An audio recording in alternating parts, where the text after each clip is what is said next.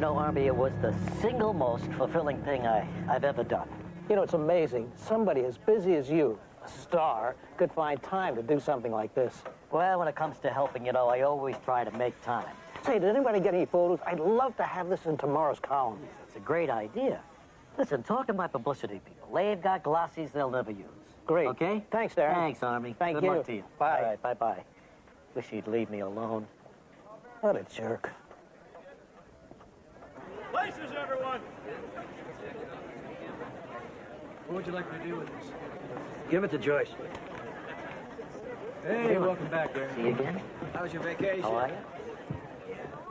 Well, hi. How are you? Good to see you. 30 seconds. Great to see you. Boy, you look terrific. Thank you. I feel great. You know, we've got to negotiate more vacation time next time around, don't you think? Right.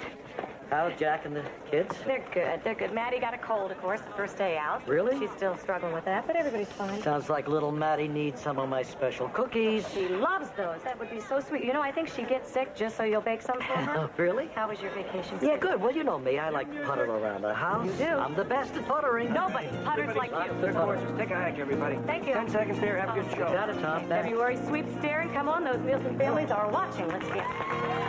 Ladies and gentlemen, here they are, Darren and Mary live.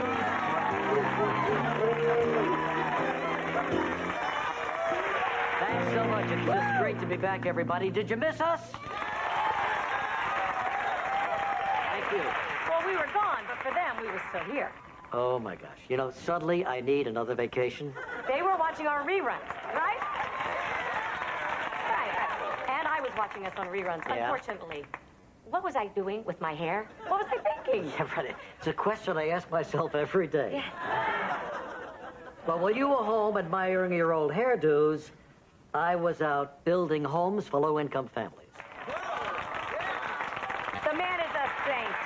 You're a saint. Yes, I know.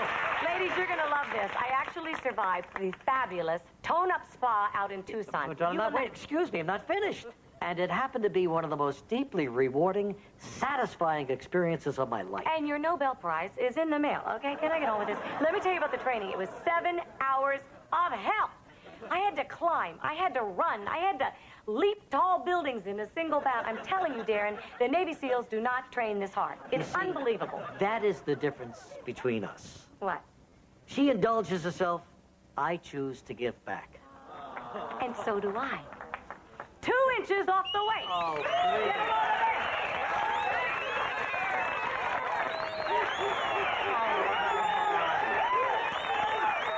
I don't believe it.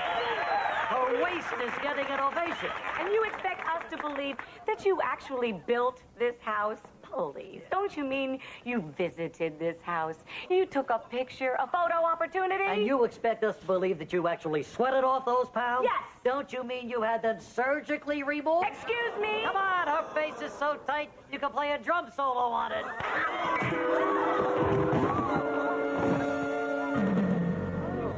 Darren! Oh, my God. Are you all right? Darren, come on. Darren, it's a joke. Darren! Don't just stand there. Get an ambulance, somebody. Darren, I'm sorry.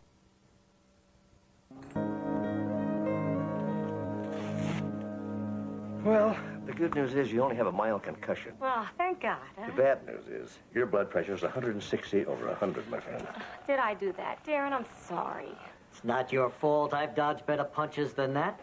I should have zigged what I said. Have you two ever thought of taking a break? We just got back from a 2-week vacation. The atmosphere on the show is not conducive to low blood pressure. What do you mean? Well, I mean, there seems to be a little tension between you two on the show. He's my closest and dearest friend. I don't think our relationship's ever been stronger. Do you, Darren? Mm-hmm. You just belted him on national television. I know, but that wasn't personal. That was business. I'm lost. It's February sweeps. It's the most important rating period in our television business. Right. Ad rates for the whole year are set by the numbers we get right now. You two planned that fight?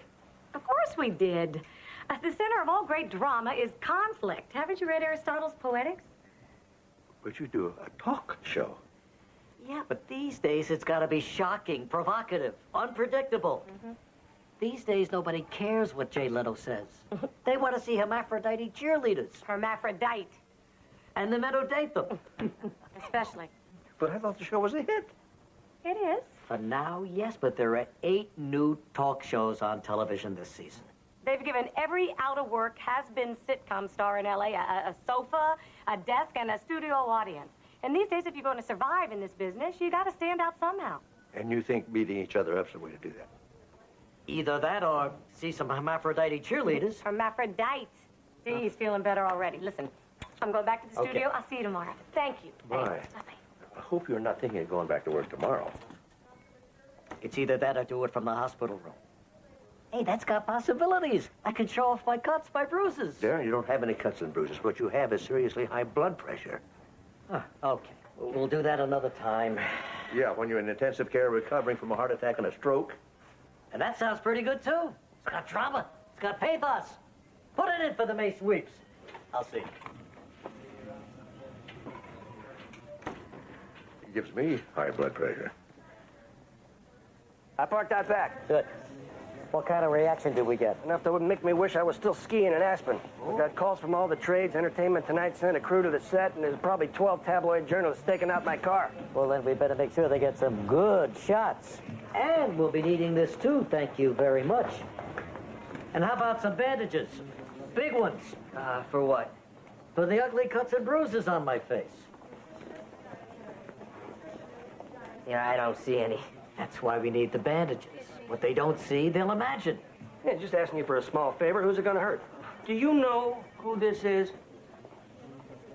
Hey, you're the guy. Huh? My mom watches you every day. That's Yeah? it. And how would your mom feel if you were in the audience tomorrow? I'd get you a seat in the front row.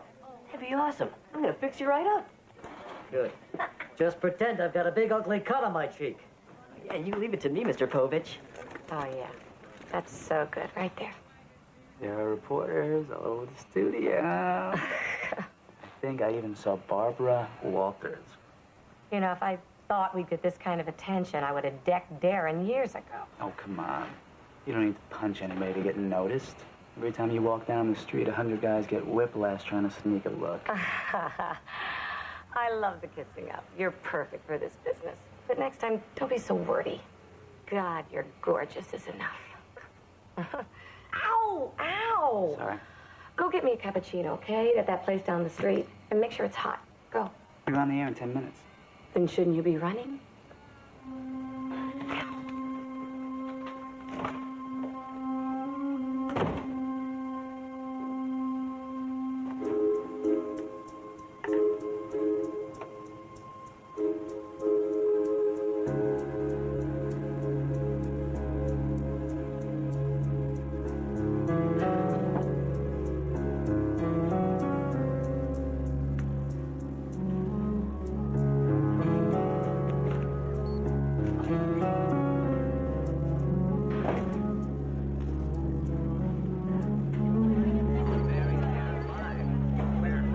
If you want to get your shots, folks, your cameras stay behind ours. Our show comes first, not yours. Hey, who let those bottom feeders in here anyway? I did. As long as they're on the lot, why don't you ask another Nazi to whack you over the head with a chair? Hey, my show's past that now. Yeah, well, then have them smash you over the head with a couch. Oh. Give me a grip near craft service and clean some of this stuff out. Yes, sir, right away. $3.99. Who ate the last jelly donut? Was that Julia Roberts I saw in the hall? Mm-hmm. She's doing my show today. Really? Uh-huh. It's a daytime exclusive. Well, you know we've been best friends ever since I did her movie. And you were wonderful in that, Lucy. Thank you. Stunning, really. Oh. A lesser actress would have gone completely unnoticed in such a small role. Well, we always vacation together in Aspen, and I ran into her on the slopes, and I said, Jules, you simply must do my show. And she said, Yeah? Lucy, I have waited so long for you to ask me that. She didn't. She did. She's adorable. I know. Well, she'll be herself with you, really. There'll be tears, there'll be laughter, there will be genuine, raw emotion. I just feel so blessed to have such friendships. Yeah, it would have been a memorable event. If only I hadn't decked Darren yesterday. Now everybody's going to be tuning into our show to see if I'm going to hit him again. Oh, well. They're going to miss a memorable chat. They can always catch it in reruns. I'll see you later. Hey, Would you tell that Julia Roberts to stop hounding me to sleep with her? She's worse than Ellen DeGeneres. Hello, Ellen is gay. Only until I finally give in. God, Larry, you are totally tasteless. Yeah. How do you think I got a 10th of a rating point ahead of you? Eh? Today's topic, women who sleep with their boyfriend's boyfriend. Well, darling, you'll be the talk of trailer parks everywhere. Yep. Gotta go. Got a show to tape. Okay, everybody. Got 20 seconds. Where's Darren?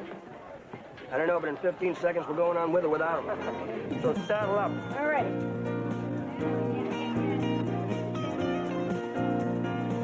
Where's Maury? Ladies and gentlemen, Is he still married to Connie Selleck? Darren and Mary live.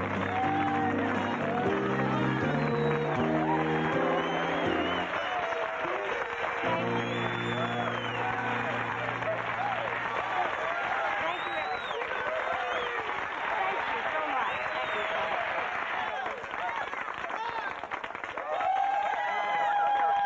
Thanks so much. I don't know if you saw the show or heard about it, but yesterday I slugged Darren Tate.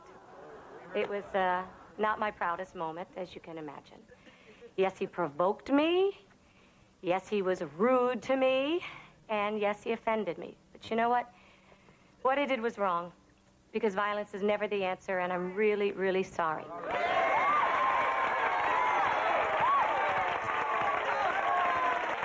you.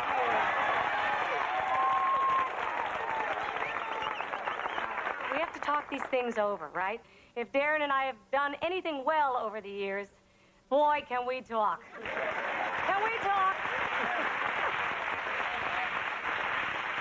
No, I'm very proud of that. I mean, through all the arguments and through all the years, the one thing we have never, ever, ever done, and that is hold a grudge against each other, right? Hey.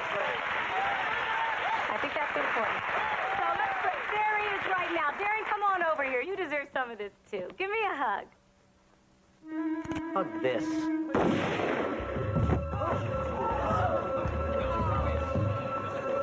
Come on, the moment's over. Get up, Mary. Stand back. Let me throw him a doctor.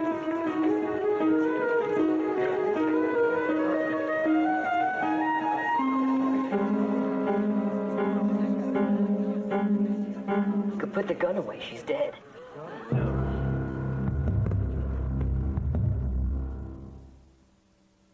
Come on, Mary, please. Get up. Mary. Mary. We're on the stage. Try and stay out of sight.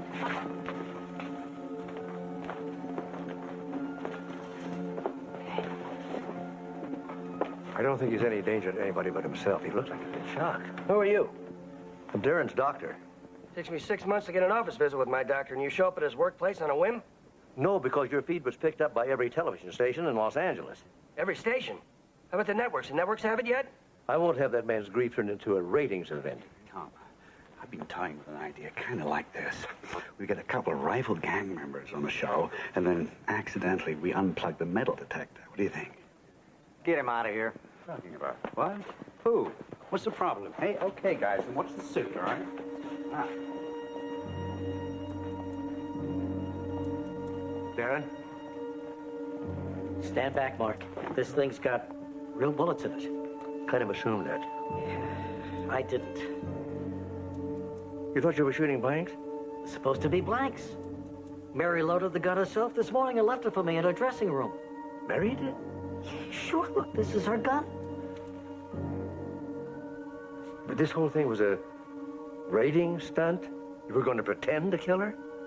Only she was going to pretend to die, and now she's pretending too well. Darren, who else knew about this stunt? I don't know.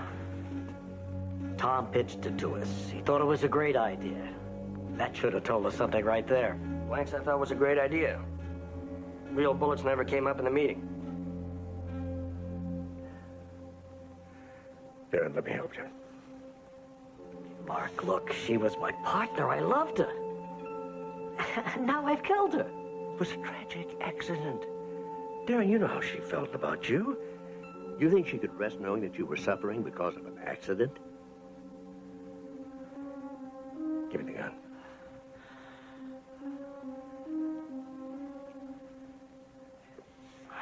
take it easy with him, guys. He's in shock. He needs immediate medical attention. Take him to community, General. Thanks. We're still live. Go to commercial. Real bullets, all right. Question is, who put him there? Think he was telling the truth? Someone switched the blanks? Well, look at the alternative. It was deliberate, cold-blooded murder. In front of 10 million people. That has got to be one of the dumbest murders ever committed. Hey, if stupidity was a defense, half the guys I put away would be walking the streets today. Well, you know, his grief seemed genuine to me. Plus, he's mourning the fact that he doesn't get to do this again tomorrow. Well, I guess his story is worth checking out. I'm going to head back to Community General and look after him. Oh, thanks, Jess. I appreciate it.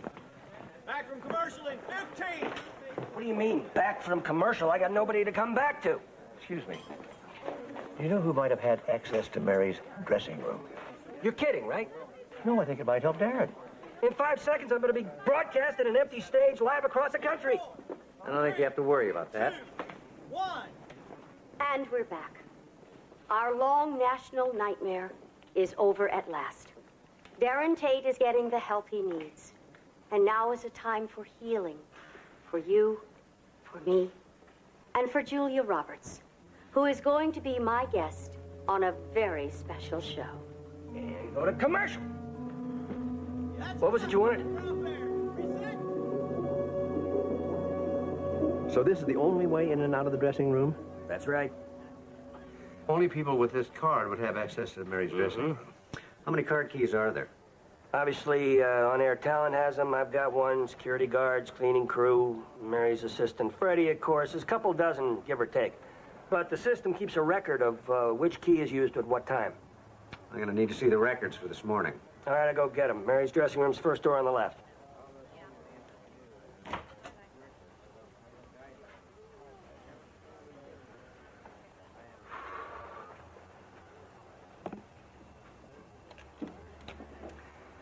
You know, I haven't been in that many gun stores in my life, but I never heard of one that sold bullets by the handful, blanks or otherwise.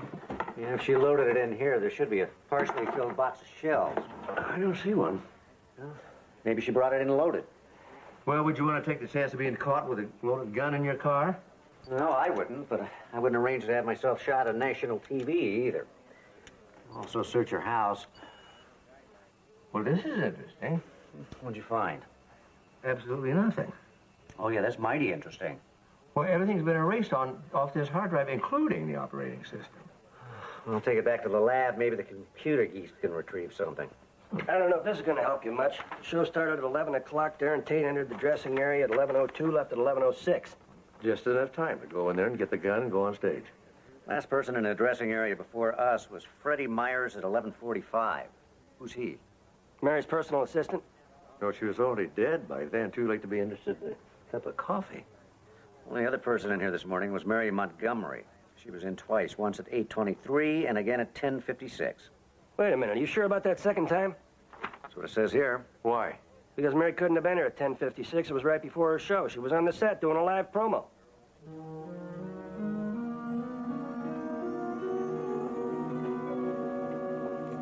Yikes. I haven't seen a reading that high since my mom cooked a corned beef in the pressure cooker. I deserve it. I shot Mary. Well, you didn't mean to.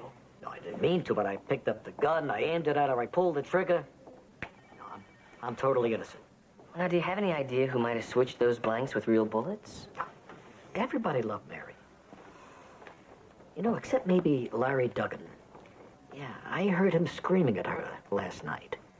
I think he even threatened her. Wow, are you sure? Yeah, I'm positive. You know why? Because it happened right after her big fight with Lucy Caruso. Yeah, I don't suppose she threatened Mary also. Yeah, she... Now that you mention it, so did Tom Grant. Did she get along this well with everybody? Oh, she was an angel. Angel. Angel.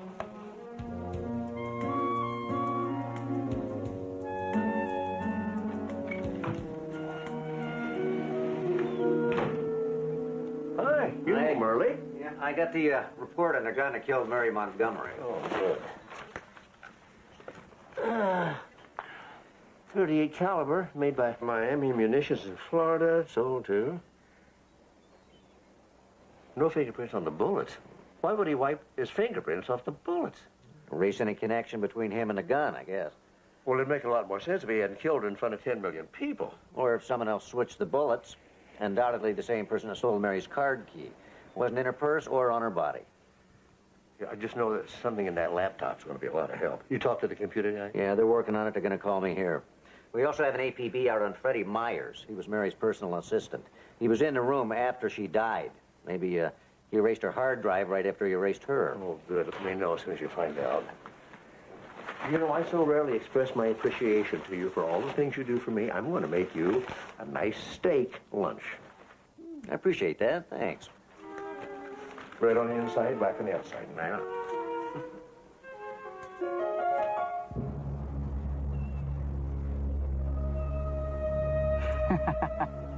I know you killed Mary. And I know why. And I know what the National Enquirer would pay for that information. What I don't know is how much you'll pay me not to tell them.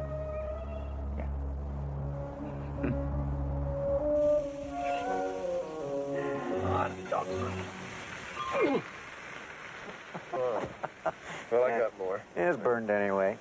See, we restored Mary's files. She was getting dirt on a lot of people, mostly other talk show hosts, you know, sordid stuff, illicit sex, extortion, and fraud.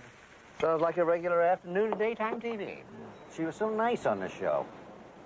It's on at the gym. I'm a captive audience. Oh. Okay, it's all ready. I hope you guys brought an appetite. Oh, nice of you to bring all this good food. Mark, we've been eating here for years. It's about time we brought something. I ordered a pizza once. Maybe in a couple of years, one of us might actually do the cooking. You know, guys, I've been thinking about that case. I think I have the answer to Mary Montgomery's murder. You do? All right. Say that the table is the studio here. And we got, okay, white cup is Mary Montgomery, pink cup will be Lucy Caruso, this blue cup will be Tom Grant, and this green one will be Larry Duggan. Okay, the napkin is the makeup table, fork here is the dressing room, and spoon would be the sets where they all work, okay? Now, Mary and Lucy are at the makeup table. Tom and Larry over here talking. Now, Lucy and Mary do their shows at the same time. One's on tape and one is on live. So Mary leaves the makeup table and goes to talk to Tom on the talk show set. Duggan goes back and joins Lucy at the napkin. The makeup table. Right.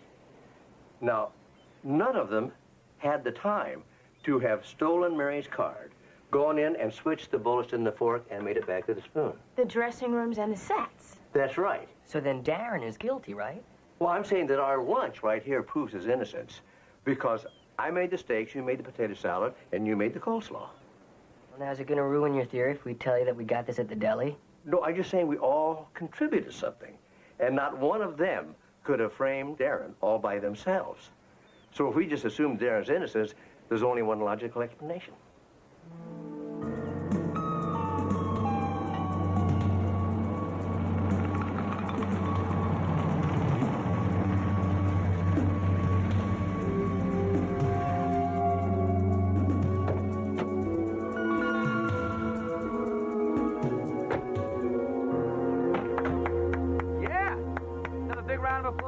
Special guest tonight.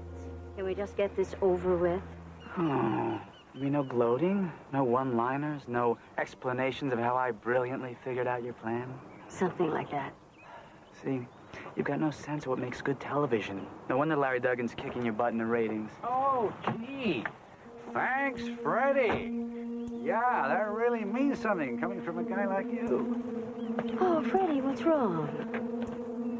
I thought you brilliantly figured out my plan. I did. I knew you two were in it together all along. But you're wrong there, Freddie. Because, you see, actually, it was...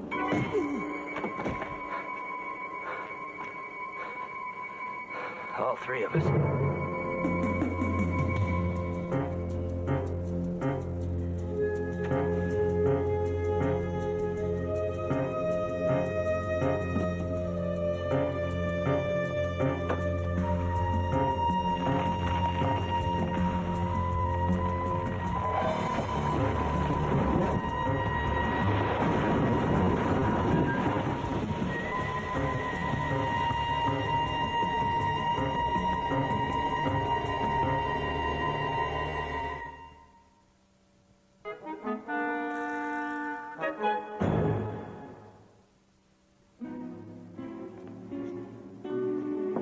Miss Crusoe?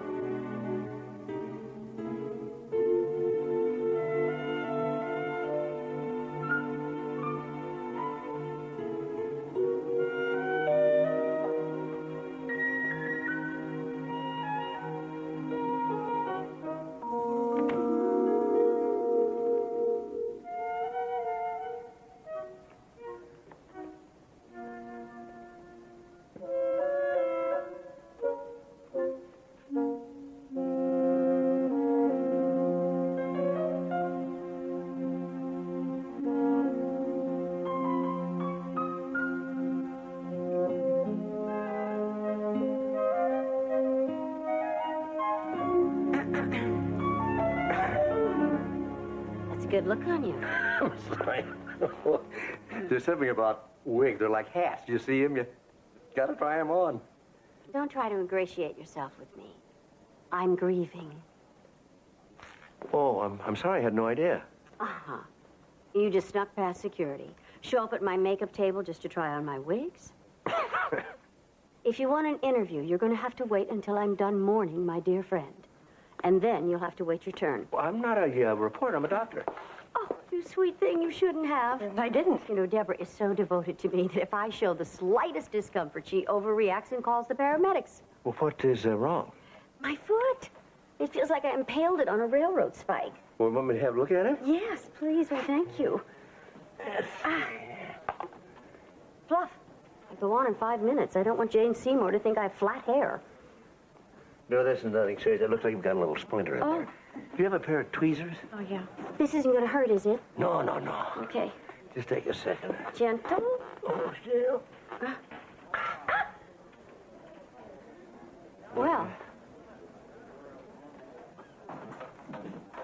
Well, it felt huge. Looks like a cactus needle. Those can be painful, too. I guess now that you've removed the thorn from my paw, I'm your friend for life. You don't look like a lioness to me. You didn't see me reduce Jean-Claude Van Damme to tears. Well, would you do that? People don't watch television today just for conversation. They want raw emotion. They want revelations. Maybe like finding out that a celebrity's a slumlord. Not Jean-Claude. No, you. Mary found out about it and entered the whole thing in her computer. Fluff. You said you were a doctor. Well, I'm also a consultant with the police department. You left that little part out. There is no way that I can keep track of all my investments, but I'm absolutely certain you are wrong. Everybody knows how concerned I am about the underprivileged. Well, why do you think Mary would make up something like that? Unlike me, Mary was very competitive. I'm just not that way. I always felt there was room on TV for my genuine conversation and Mary's entertaining banality. Well, look, I'm very sorry to have intruded upon your grief. It's okay.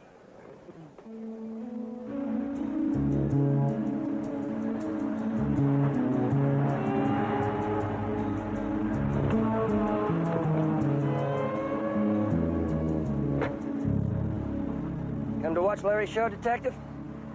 Not unless you've installed metal detectors. We don't need them. His guests today are men who've been neutered by their wives, literally. Bobbit mania hits suburbia.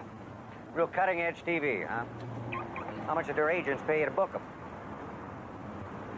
Kickbacks went out with the $64,000 question, but I guess the LAPD training manuals haven't been updated since then, have they? I understand the going rate's $1,000 a guest. And I expect it takes a lot of guests to keep that urban assault vehicle of yours running. There's nothing wrong with taking gifts from close personal friends. You know, Mary Montgomery kept an extensive list of names, dates, and amounts from your close personal friends. Well, the truth is it's just standard industry practice. We're all just slick infomercials anyway. So it wouldn't bother you if I went public with this information? Not a bit. Then why do you look like you're ready to throw up, Tom?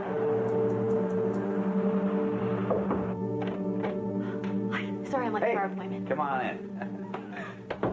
Listen, when you see this, does this say home to you? It says dead to me. Oh, come on. Think like a woman, not like a medical examiner. Hey, take a seat. See, if I decorated my ski lodge like this, wouldn't it Wouldn't it make you feel all warm and cuddly? Actually, it would make me feel like I was in a veterinary morgue. You and I are a lot alike. I can see that already. Mr. Duggan, I would never put a decapitated animal head on my wall. Yeah, but you're clearly consumed by your work, just like me. You see dead bodies everywhere. I see liars, losers, cheats. The lodge is my escape. Hey, you ever think about escaping? Yeah, right now, as a matter of fact. Your skiing is so relaxing when it's done in pairs. You'd love my lodge. As much as Allison Fleener did? How'd you know about that? The question is, how did Mary Montgomery find out about it? Mary knew? Mary knew that Allison was only 14. Going on 20. Look, she and her parents made out just fine. Hey, I gave them enough money to start their own ski resort. So with Mary dead, nobody else is going to find out about it, are they? You can't say anything, Doctor. I mean, it's over. Nobody cares. You do. Maybe enough to kill to keep it quiet. Excuse me.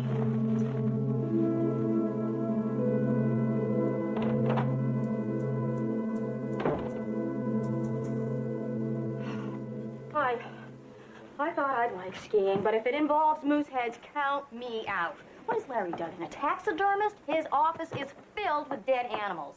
He thinks that if he decorates his lodge with moose heads, women will ski right into his bed. Pass me the tomatoes. That's a show I'd watch. What about Allison Fleener? Well, Duggan said he paid off the girl's parents. He certainly doesn't want anybody else to find out about it. Tom Grant didn't want anybody to know about the kickbacks either. Did Duggan say where his lodge was, Amanda? No, why? Well, I saw a postcard at the television station that Lucy Crusoe had sent to her hair lady, and it was from Aspen. Grant has a ski rack in his car. Won't be hard to find out if they were together in Aspen recently. You know, I bet you're going to find out that they spent their vacation there and plotted a murder. Sloan. All right, thanks. CHP just found Freddie and his car at the bottom of High Cliff Drive. Oh, boy. Don't even think about it.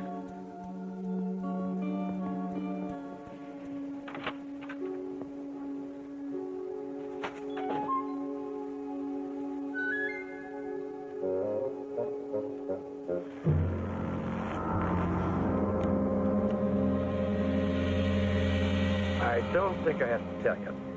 This wasn't an accident. Skid marks ended several yards short of the edge. Then it appears Freddie just let the car roll off the cliff. I don't think Freddie was in any condition to let the car do anything. He died from a blow to the back of the head.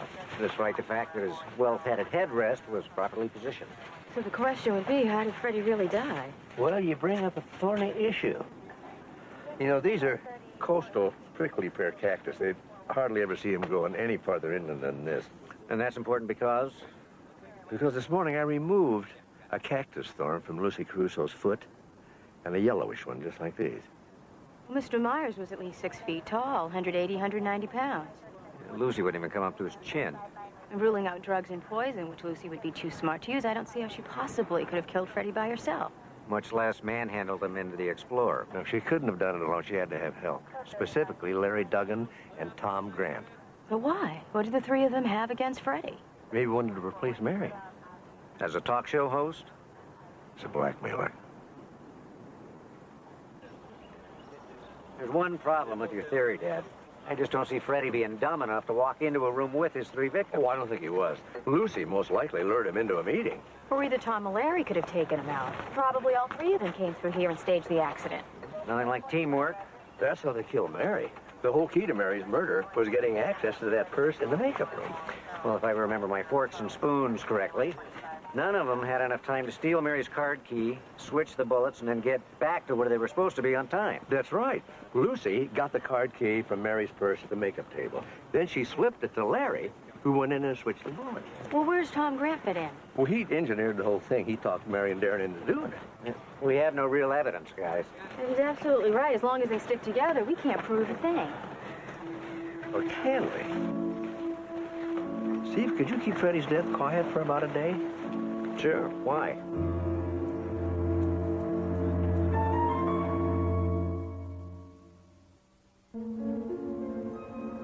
They released you? Insufficient evidence. Can you believe it? No. I mean, the whole world saw you shoot her on television. That seems like a lot of evidence. Yeah, but my fingerprints weren't on the bullets, so the cops released me. I mean, why would I wipe those bullets and then kill her on national TV? Yes, why? But it's great to have you back. Oh, yes, thank Darren, you. because we were all so worried that you might not be back. It's going to be awfully tough going on the air without my Mary. But I'll find the strength somehow. Thanks. Yeah. Oh, goody. Yeah, now the cops are going to be looking at us. Especially when they find Freddie's body. Looking at us. Why? They don't have any evidence, remember? Hey, he's right. We're covered. All we have to do is stick together. Oh, God, can you imagine the ratings Darren's going to get now? And here he is, Larry Duggan. Hi, and welcome back to the Larry Duggan Show, where today we are discussing high-rise workers who made it to the top on their backs. Yeah. I have a question for Bernice. In the 17 months that you worked on that building, did you ever once actually lay hands on a tool? Honey, that is a stupid question. That's right. That's right. I agree. That was a stupid question. Bernice, what do you think of men who seduce underage girls? They ought to be drop kicked, sweetie, right off the 23rd floor. Now what on the air, Bernice? That is not today's talk. Yeah, well, maybe it should be. Maybe your audience should know the truth. Hey, I could use a little help here. Security! Hey, Cut huh, tape. Larry? Cut. What's your show going to be about tomorrow? Thank you, How talk show hosts kill to hide their past. If I were you, I'd try to cut a deal with the police before the others do. Get off. I mean, he was a companion, a friend, a confidant. And you were just 7 years old when you saw him get run over by a truck. Oh, it was the pit. Oh, I can't even imagine the pain of seeing this adorable, cute little dog crushed under those huge wheels. I thought I was here to plug my book, you dingbat. I mean, what a heartache that must have been. Finding your loyal, trusting, innocent little friend splattered all over an unforgiving asphalt. If only you hadn't thrown the ball right then. Yeah, how about the heartbreak of people living without running water or heat? In buildings that are infested with rodents. Well, of course, that's terrible. Buildings that you own. What? How could you do that to those poor people? Cut! Security, please. Can I have security? Will you throw this man out, please? Thank you very much. Is that true? Of course not. I have deeds and documents signed and dated by you. Show me those papers. Let him go.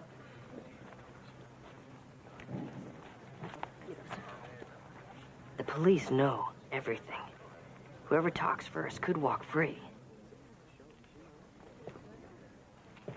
You dingbat.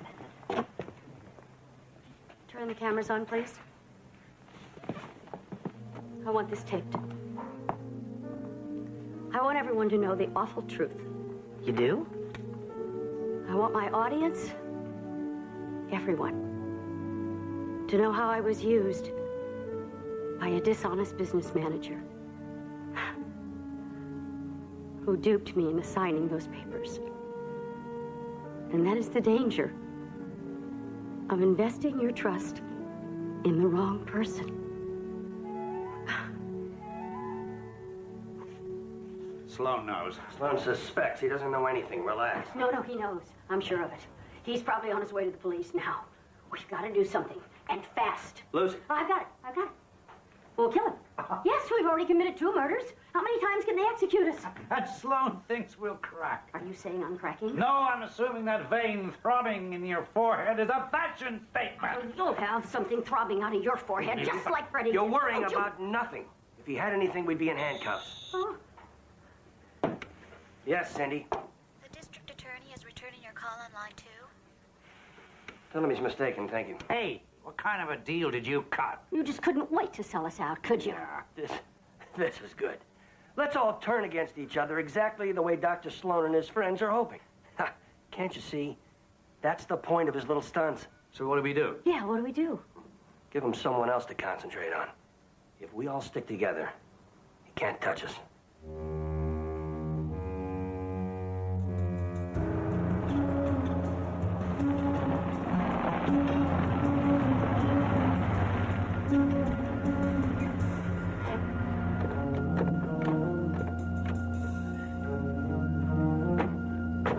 What if the police already found Freddie's car? If they had it, it'd be all over the news and this road would be closed off. You brought everything? Yeah, Mary's card key, the blanks. Hey, how did you come up with this? Yeah, if I can produce daytime TV, I can produce a frame. Too bad there isn't an Emmy for Best Produced Murder. Ha ha, very funny. Listen, do you think the car key and the blanks are enough? Maybe we should put something else in Freddie's car. Like what? A typed, unsigned confession? Larry's right. If we plant too much evidence, they'll know what's up. Assuming they ever find the wreck. Oh, maybe we should have picked a shorter cliff. Yeah, they'll find it, and then they'll figure out what we want them to. Yeah, so Freddie Myers killed the better half of Darren and Mary. The greedy half.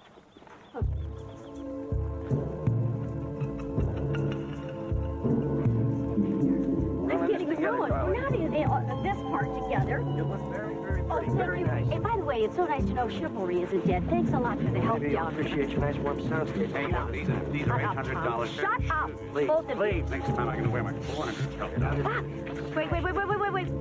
I don't want to see Freddie decomposing. So close your eyes. Hey, Tom, here.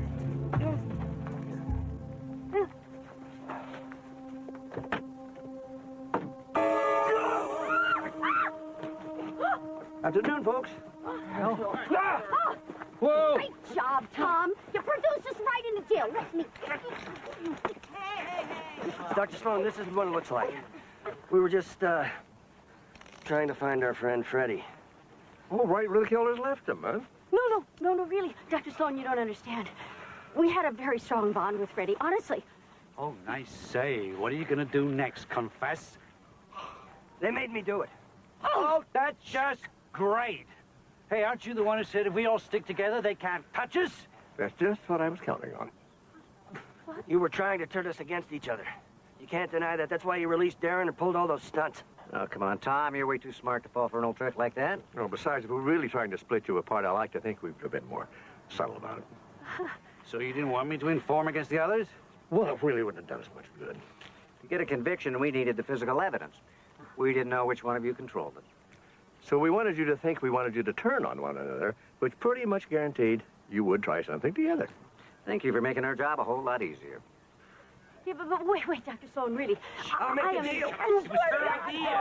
Here he is, Darren. So they all tried to turn state's evidence? Oh, quicker than you say I'm a victim of circumstance. Darren Tate is free and clear. And Lucy Caruso and Larry Duggan are off the air for good. If only that were true. They were colleagues, friends, people I trusted. Now they're facing murder charges. Even worse, the total destruction of their careers. What went wrong? What makes talk show hosts kill? Can you answer that question, Lucy? Darren, I wish I could. I just can't find the words. Can't or won't? Are you saying you can't find any remorse? Of course you can. Her feelings of guilt and contrition are so painful, so overwhelming, it's almost impossible for her to give them proper expression. When I think about poor Mary. What a dingbat. And what about Freddie Myers? You killed him too. How did it feel? He didn't say. What? You can watch too much television.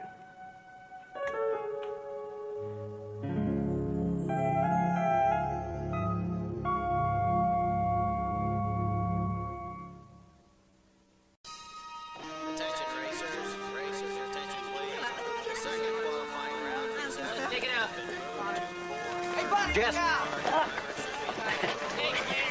Thanks. I can't believe you walked away from all this. I never made it here. I never got past midget cars and short tracks. But you could have if you stuck with it.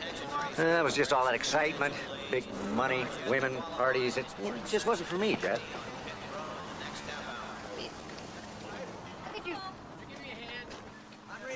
Steve.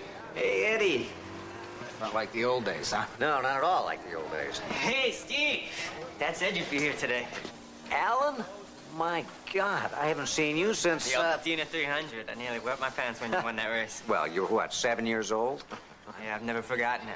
Alan, Eddie, this is Jesse Travis. He works at Community General with Dad. Doc. Hey, damn nice to meet you. Nice to meet you. Hey, I'm looking forward to seeing your race. Actually... Actually, Alan here's just our show driver. He's not much on the track, but he's hell on supermarket openings. This is Matt Thomas, our lead driver. Yeah, I just do publicity stuff. Yeah, Alan here reps us at all our car shows, flea markets. But maybe someday he'll get a shot at racing. Maybe. Hey, we gonna qualify today, or just yak? Alan, why don't you take Steve and Jesse up to the owner's box? You anything like that guy when you raced? Only when I won. So I was a sweetheart most of the time. Next car to qualify, car 51, driven by Matt Thomas. Let's go for it. Racing out of Torrance, California.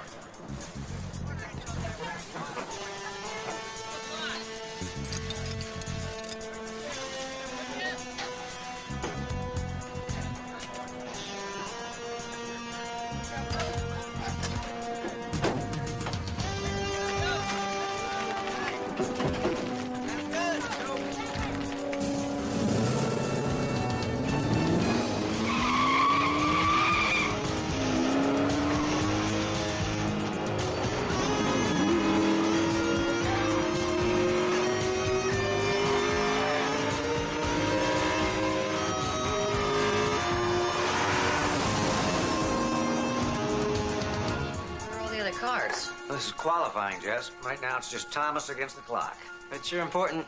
They don't do well this morning. They don't have a chance on Sunday.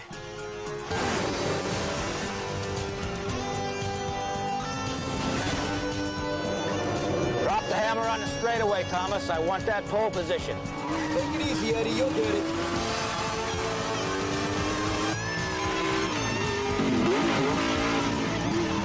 She's losing the turns. The brakes are fading. Barely holding on. Hitting the wall is a distinct possibility. Damn, I lost my engine. Oh, she's wild. Thomas, talk to me. Come in, Thomas.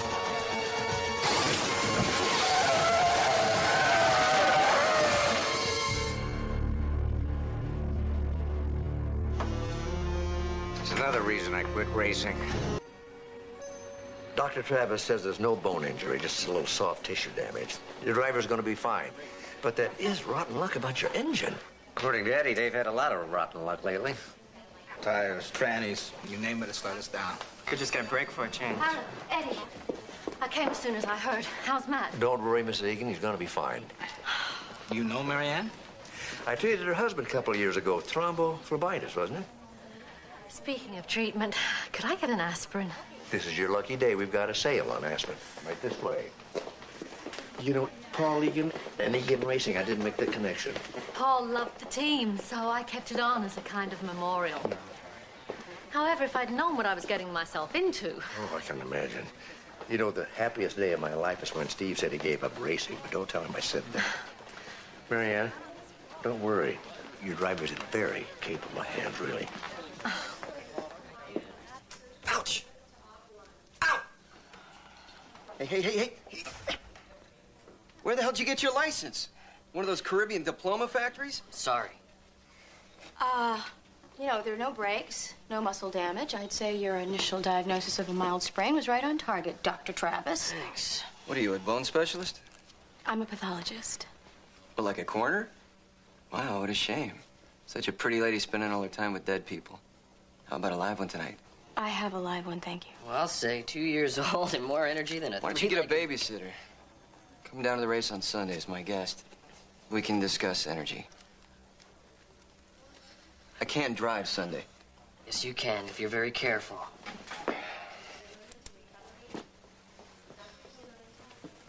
Glad you're all right, Matt. Tell me something, Eddie. What's that #1 rule of yours? And you don't say a word. Well, come on, Eddie, it's your rule. The driver can't do it if the team doesn't do it first. And what the hell did your team do with that engine? It wouldn't have blown if you hadn't over-revved it. Oh, right. The engine's my fault. Just like every blown tire and busted brake line's my fault. My crew chief here is just an innocent bystander. You do not know what you're talking about, Dad. You do not have to take this. Let's get out of here.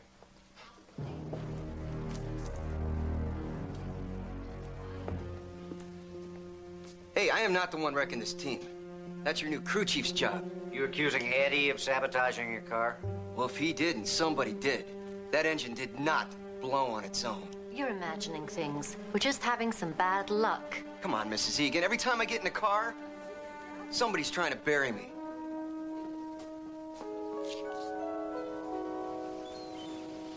All right, just look at their stats. The Egan team's average start is 6th. The average finish, 3rd. Overall points, 1st. I mean, Fireball Roberts would die for these numbers. Fireball Roberts is dead. Yeah, and, you know, I meant if he was alive. Jesse, I had no idea you were such a big racing fan. Well, I wasn't until yesterday, when I spent all last night surfing the net. This is really good. You know, the amazing thing is that Egan has done this with a team made up of people that nobody else wanted. People like Matt Thomas. Well, it's no wonder his career stats are even worse than his personality. And the man hasn't had a winning season in years until now. You know, I doubt Thomas would be having such a good season if he didn't have Eddie on his crew. That's right. It's Eddie Wallace's first season as crew chief, and so far he's done a phenomenal job. Not according to Matt Thomas, not lately at least. Sabotage is the way he described it. You know, I haven't been to the races since Steve retired. Might be kind of fun to see one without having to chew my nails through the whole thing. Well, maybe you guys should see it in style. From the owner's booth. Hey, you don't want to come? No, I have a date with my own Fireball, and he has his heart set on the zoo. By the way, Dad, what did you say this was? I call this Espanol frittata. You like it? Tastes better than it smells. Welcome, race fans, to the 21st running of the Cal-Pac 500. Teams are racing today for 900 series points and a record purse of over $3 million. Today's field is the fastest ever in this event's history, with a pole position average speed of 192.64 miles an hour. Less than 10 miles an hour separates our entire field of 40 drivers. So it's looking like it'll be a great race. The race will start on schedule in 30 minutes. Hey, Steve. Hey, Jess. Where's your dad? He's in the garage, wondering where you are. Oh, I kind of got distracted. Nice hat. Isn't it? Hey. Whoa, wait a minute there. I know you. You're Jeff Gordon, right? No. Jesse, this is Tommy Kendall. That's right. You were the Trans Am Series champion 3 times. 4. Hey, can I get an autograph? Sure. I don't have a... You got a... No.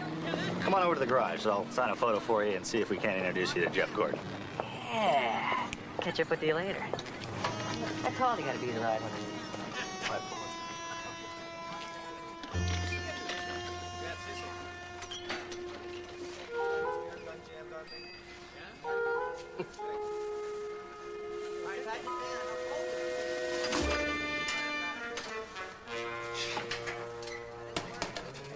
Dad, it's all right. Just put it down. Some vehicle. Yeah, for $170,000, you can have one just like it. I thought they were stock cars. There's nothing stock about them. Custom built from the ground up. Tell Alonzo I'm personally good for it. Okay. Thanks. No problem. Tough day, Eddie. Nah, not really. Our tire supplier suddenly decides he wants cash payments. Lloyd, our engine guy, has disappeared on a parts run, and I don't... George! Whoa, where you going? You're a backup driver, remember? Even if Thomas doesn't show, it's too late for me to substitute. I'm gonna find some place with air conditioning and cold beer. George! What, is Thomas missing? Nah, he just likes to make a dramatic entrance. Copy that, Alan. Nah, you stay put till I say different. At least Alan's where he's supposed to be. He's up in the stand spotting for us today. Eddie? Oh, okay, all right. No.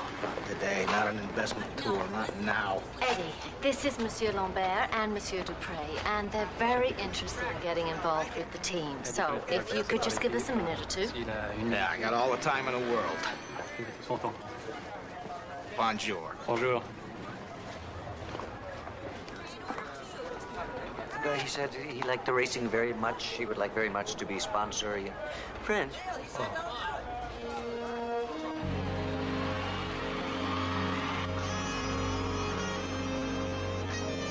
No sign of Thomas yet, Mrs. Egan. Il y a un pilote qui n'est pas arrivé, là, apparemment. Ça va commencer à poser des problèmes. Don't worry, gentlemen. He hasn't missed a race yet. You know, it's pretty exciting being up here. I don't know how I managed to talk you into giving it up. As I recall, it only took about a year, with you on one side and Eddie on the other. One of the few times in your life you ever listened to me, and I'm not so sure I was right. Oh, you were right. Hey, guys. Who wants a hat? Look at that. Hey, you meet Jeff Gordon or rob him? Oh, I met him, and I met Dale Earnhardt and Ricky Rudd, Terry Labonte. Really nice guys. Seems like they liked you, too. Oh, yeah. They even gave me an official Team Egan racing watch. It's got a little checkered flag that flashes. See? Oh. There he is. Ah, ça y est, c'est lui. Ça va commencer.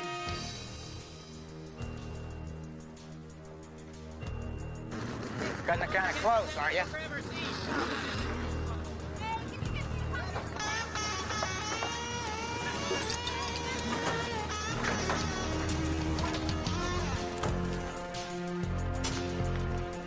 Attention, race fans. Welcome to the 21st CalPAC 500, where 40 great drivers are about to mix it up.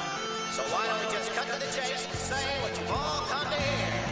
Gentlemen, start your engines.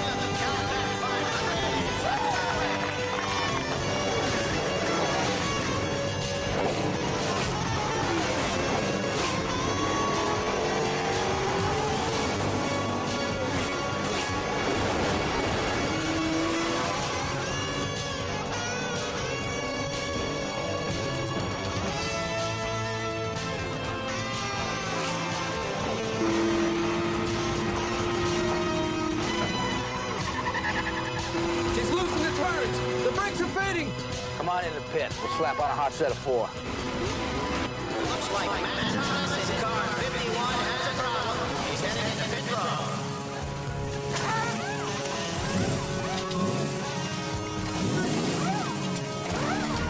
Are they changing tires already? Tires win races, Dad. At $1,500 a set and 10 sets a race, they better. 1,500?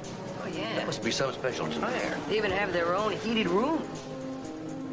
Yeah, it makes the rubber more flexible for a faster drive, right? Ils font chauffer les pneus pour assouplir la gomme et la voiture roule plus vite. Took the words out of my mouth.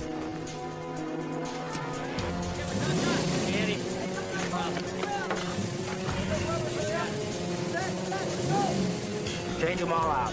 Check the lugs. Now, go. We're losing time here, guys. It's better than losing a tire at 200 miles an hour.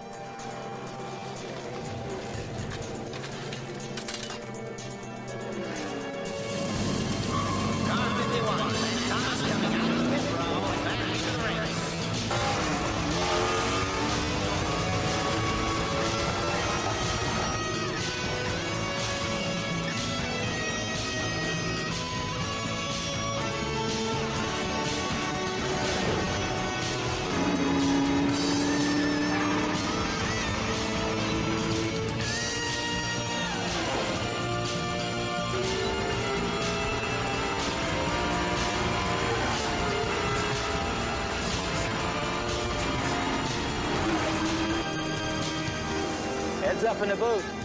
Allen just checked in from the stands. Thomas just took the lead. He's got it. This race is a lock.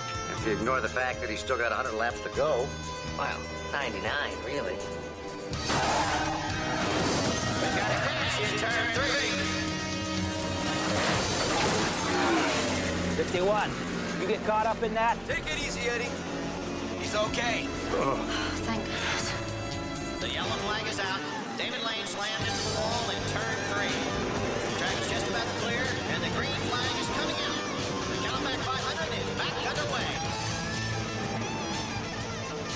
With only 3 laps to go. All right, Dave Yonashige continues to lead. Car 11, driven by Richard Raines, only 3 seconds back in second place.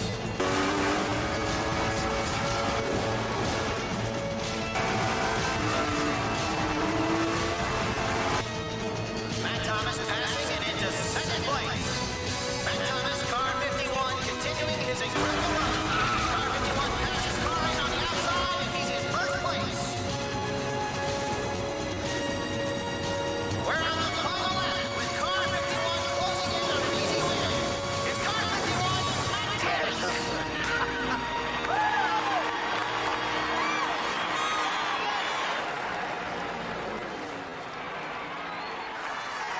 Damn! The brakes! The brakes! She's wild! Matt's got a problem. Hitting the wall! Matt, you copy. Matt!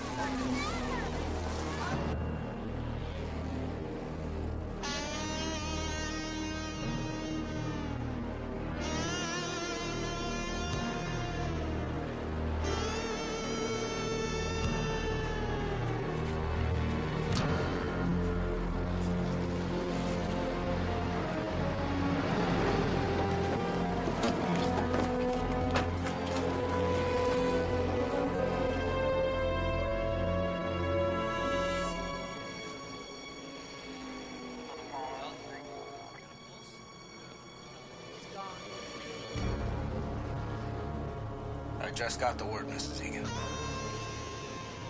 Matt Thomas is dead.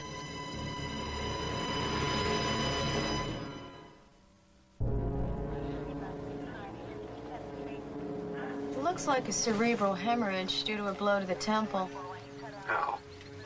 This helmet isn't damaged. It's not even scratched. How did he manage to get out of his car and walk around with a cerebral hemorrhage? Well, I've seen people with worse injuries do a lot more. Strange things happen in accidents. If it was an accident. Remember those lug nuts the crew changed during the race? I went down to the pits and had a look. Let me see it. Well, I'm no expert. That doesn't look like normal wear and tear to me. I have a feeling forensics will agree with you.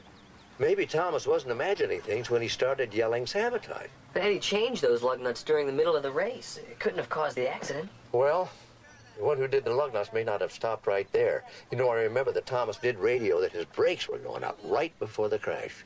Bad brakes on a race car? That doesn't sound like an everyday occurrence.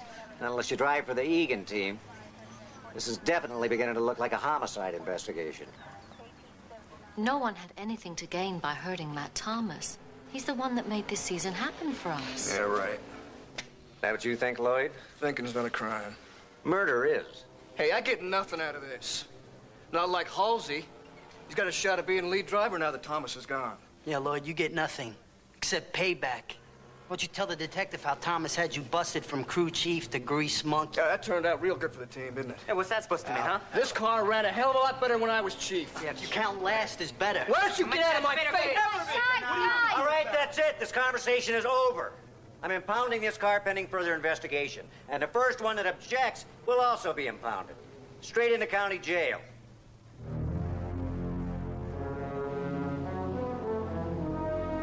Forensics confirmed our suspicions. Someone definitely tampered with the lug nuts. Someone very determined. Yeah, when that didn't work, they went after the brakes. Forensics also says that the brakes checked out fine, along with everything else on the car. Well, then why did Thomas say the brakes went out? Why did the car crash anyway? Very good questions, but I'm fresh out of answers. Any suggestions? How about taking another look at the crash? I mean, the team keeps a video record of everything for post-race analysis. Jetty, that's a very good idea. I'll get a court order. What time you got? 1:10, why? Damn, it's stuck at noon.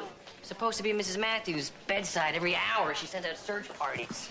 This Egan watches me. I know that look. Something's bothering you. During that race, there was one very serious accident. The man walked away with minor injuries. And Matt Thomas was in a much less severe accident and died. That bother you? Uh-huh. That bothers me. I think I'll move up Thomas's autopsy. Good. You want our race tapes? They're yours, Steve. I appreciate your cooperation. The irony is that yesterday was probably the best driving Thomas had done all season. Maybe ever. Which is a roundabout way of saying that I hope we get these back. I'd like to give them to his family. I'll see to it personally.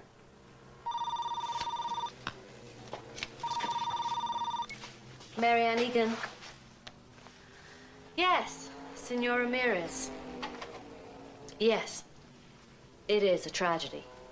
We're still a #1 team with an excellent backup car and a tremendous driver.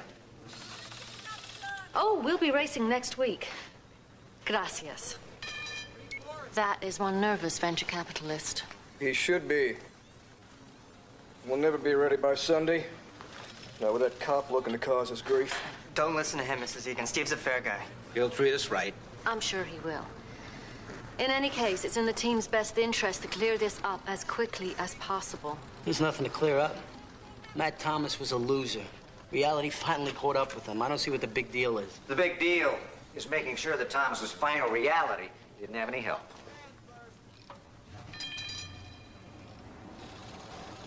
Steve? How far are you gonna go with this thing? I mean, why waste time on an investigation that's going nowhere? I'm just doing my job. And my team is trying to do theirs. But you keep poking around, getting in everybody's way, they're gonna fall apart. We'll lose our sponsors. Matt Thomas lost a lot more than a sponsor, Eddie. It was an accident. The man shut it out. It happens. You've raced, you know that. So no one sabotaged his car. Nobody wanted him out of the way. Look, Steve, I've crewed on every podunk team between here and Talladega. It's taken me 20 years to make crew chief on a top-rated outfit. Don't screw this up for me, please. It's a police matter now, Eddie. I'm sorry.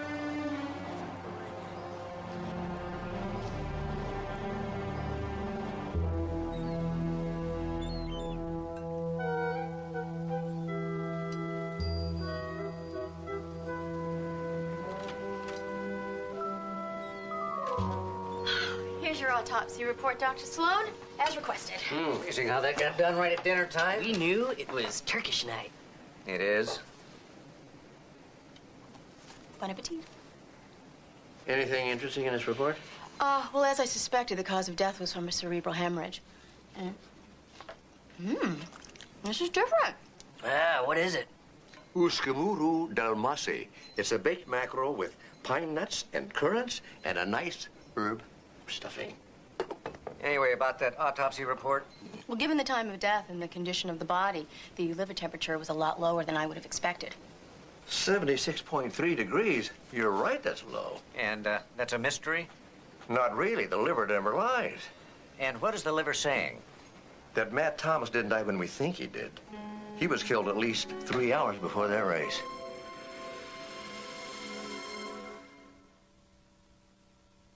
Dolly Parton and Bob Hoskins tonight on CBS.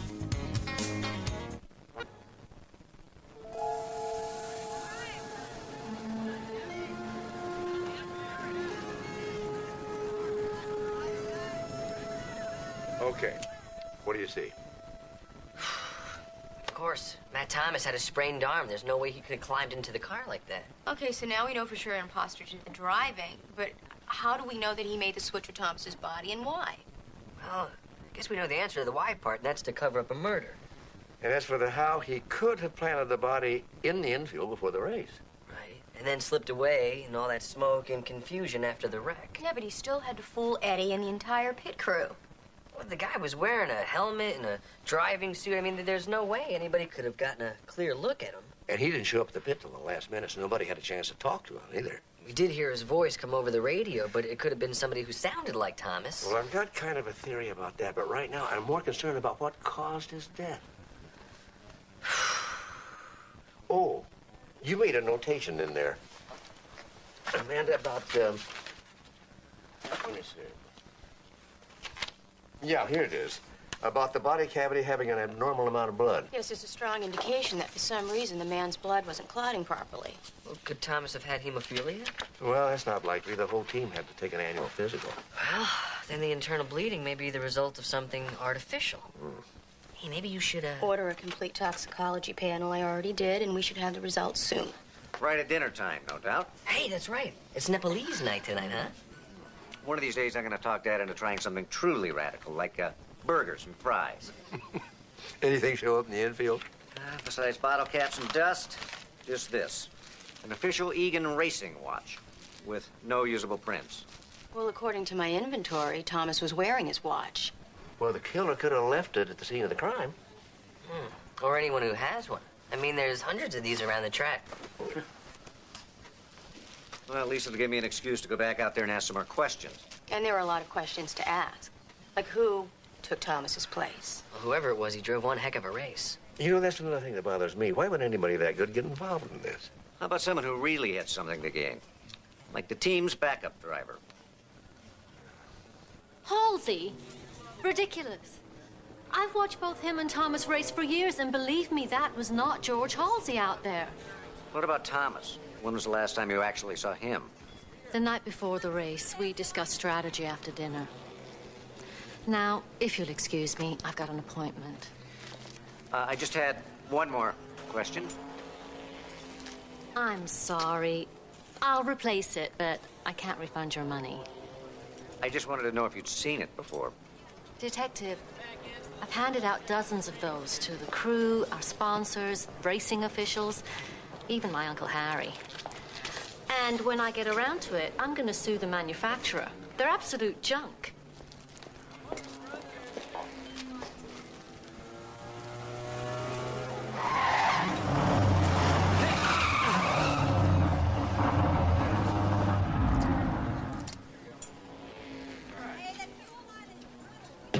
Real sorry about that, officer. Guess I'm a little rusty. Too rusty to have won yesterday's race? Now, what's that supposed to mean? Depends where you were during the race. I don't have time for this. Make time, Halsey. I'm investigating a possible homicide. You really think Thomas was murdered?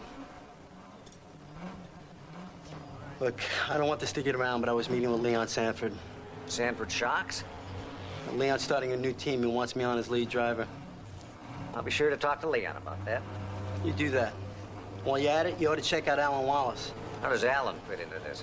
If the kid knew I was leaving the team, then the only thing that stood between him and his chance to race was Matt Thomas. Your dad's completely wrong about this. That was Matt Thomas out there. The man drove that car, spun out, and died. End of story. And you were in the stands watching. Anyone see you? He was up there. Hell, I was talking to him the whole time. Well, we only got your word for that. Yeah, just like we only got your word you were on a parts run to Oxnard. What's that supposed to mean? Lloyd, Eddie, that's enough. You were a hell of a driver once, Lloyd. You got your own reason to see Matt Thomas done in out there. Matt Thomas was stupid. Not so stupid he couldn't see what a lousy crew chief you were. You smart mouth punk. Alan, back off. You too. Nice work, Steve. You got us all at each other's throats. Thanks.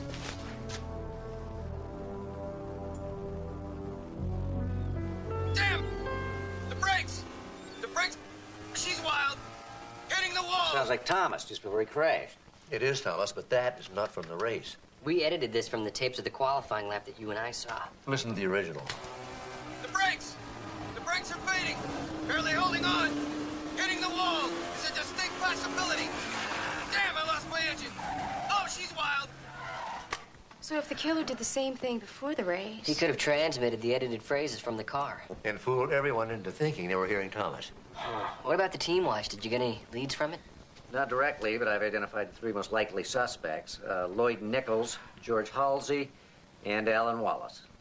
Well, whoever our killer is, this guy is a real miracle worker. Look what he's managed to do so far. He edited the audio tapes, and then he hid the body in the infield.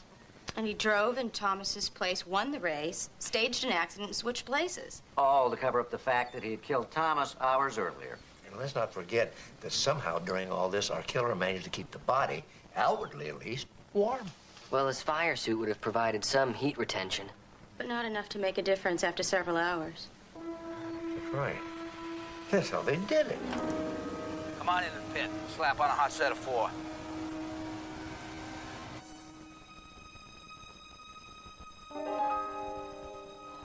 Boy, they keep it warm in here.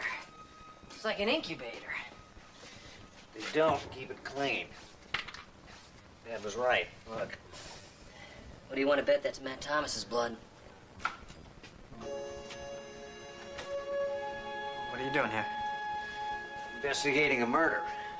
What about you? I work here. I came in to clean up. It's a good thing because it looks like you've got a real mess on your hands.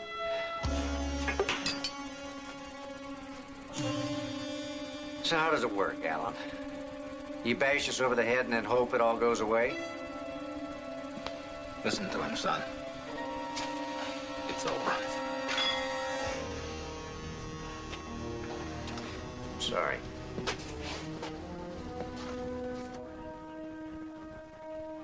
Thomas knew my boy wanted to race. He thought he was after his job. That night we got into it in the garage. He took a swing at me. You were trying to protect yourself. I only hit him once. He went down And then Eddie cooked up this plan to cover it up. I thought if the truth came out, no sponsor would ever want Alan to race for them. Even if it was self-defense? With sponsors, it's all about image. I really thought we could pull it off. We figured out how to fake the radio calls, crash, everything. Everything except biology. It was Thomas's internal temperature that tripped you up. Hell, I thought it was my watch. Must have dropped it out there when we took the body out to the infield. Cheap piece of crap. Sloan. Mark, I just got the toxicology report back. Uh-huh. Oh, good work, Amanda. Thank you. Dad? Yeah. What Eddie and Alan say is true, except for one thing. Alan is not responsible for Thomas's death. But I hit him. You didn't kill him. The only thing you two are guilty of is covering it up and framing yourselves for murder. The real killer's still out there.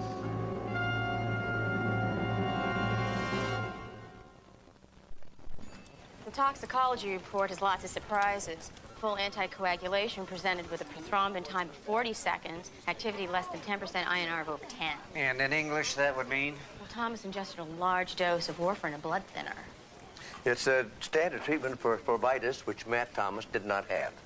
How dangerous is this stuff? Let's just say he was a walking dead man. Even a relatively minor trauma would lead to fatal internal bleeding. After administering the warfarin, about all the killer had to do was arrange some kind of an accident during the race.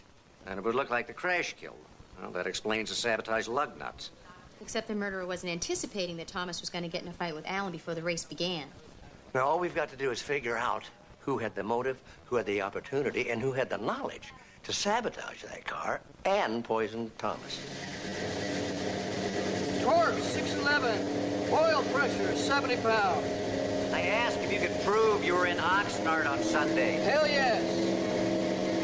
RPM's 8,000. Or is that 8,500? Then do it, now.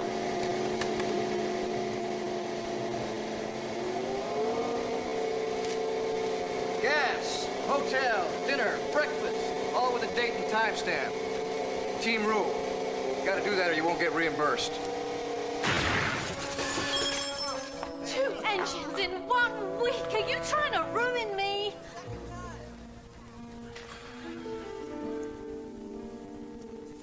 This got nothing to do with me or my work, Mrs. Egan. Feel that grit? Somebody spiked her with metal filings. Tore her heart out. Who else had access to this engine? Who didn't?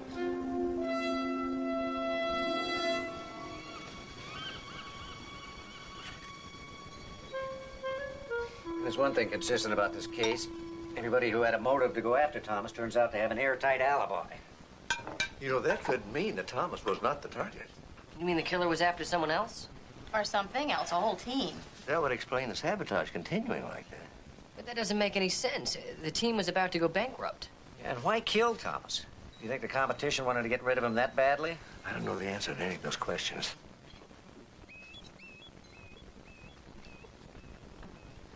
What's the matter? Nothing. You want it well done? I'll put it back on the grill. No, that's... just lacks something. Personality. Exactly. How about some mango chutney? Hey, maybe some pineapple rings and a little salsa. Fresh ground ginger, please. That would be tasty. You know, do you have any of that teriyaki sauce? Guys, it's a hamburger. Grease gives it flavor. You know what bothers me the most about it? Whoever poisoned Thomas had to know that he would only be vulnerable for a very limited period of time. You've lost me again. Well, within a 12-hour period, Thomas's body would have metabolized the warfarin in his system. He was at risk only if he suffered trauma during that time. Yeah, otherwise the worst he'd have is a nosebleed. Well, that tells us one thing. The killer had a fairly sophisticated knowledge of medicine. That's exactly right. Of course. Very likely only one person could have killed Thomas. Of course, now we've got to figure out the why. Come on, Lloyd, we're doing okay. Yeah, all right, hold on now, hold on. Winning last Sunday makes no difference. Still got no crew chief. Got no drivers. Hey, hell, we don't even have an engine for the damn car. I say we all try to sign on with a new team while we still can. No! You quit now. Our season's over. Our season ended when that last engine blew. Well, I thought you two were supposed to be in jail. Steve straightened things out with the DA. It's called justifiable homicide. Self-defense. That's not all Steve did. He got a friend of his down at Glendon Motors to front us a new engine. We're back in business. All right, we're back. Steve, I don't know how to thank you. Now, hold on now. We still don't have a driver. We got Alan. After last Sunday's race, I'd say he's a proven commodity. He certainly is. Alan, you've got the job.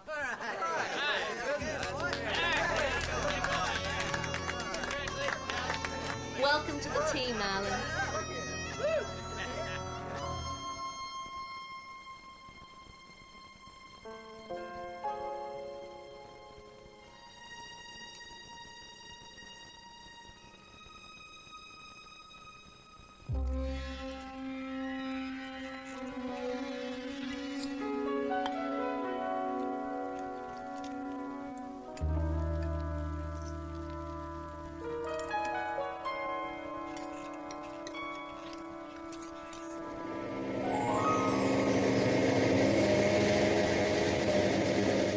Oil pressure, 80 pounds. Horsepower, 700. RPM, 8,000. This baby's dynamite. If you'll excuse me, I have an appointment with some new sponsors. Marianne, you don't want to leave right now. This is fascinating. We shouldn't get so close, Mark. Oh, I'm sure it's safe. It's safe, isn't it, Lloyd? 9,000. 9,500. Isn't that something? You know, the average car can maintain safely 5,000 RPMs. These precision racing engines can go 11,000, even 12,000. Isn't that right? You got it. I know, Mark. I own the team. 10,000. 10,500. Look at that, 11,000 still rising. 11,500. That's the red line.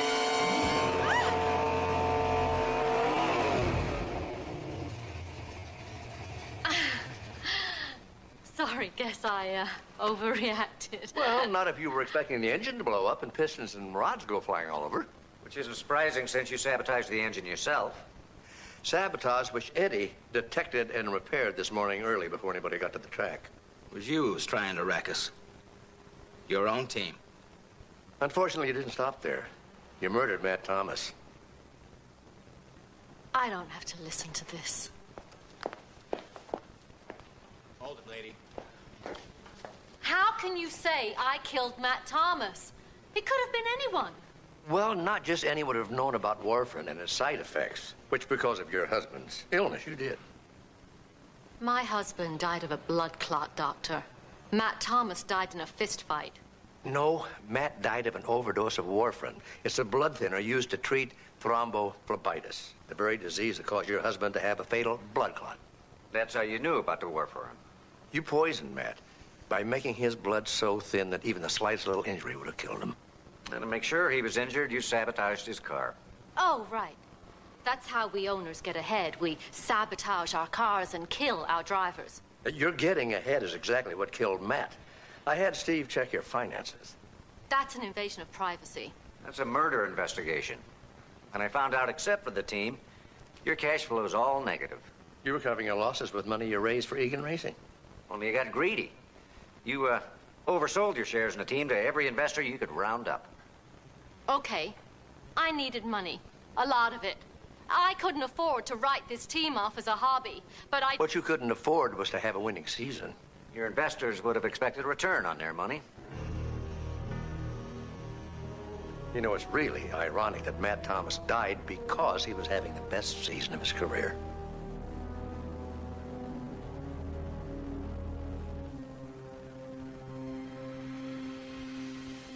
Burned out loser. Who would have thought that he would just keep winning and winning? He was destroying me.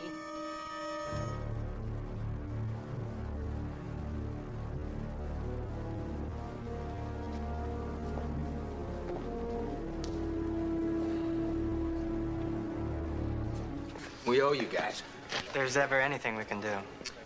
Well, now that you mention it, there is one thing.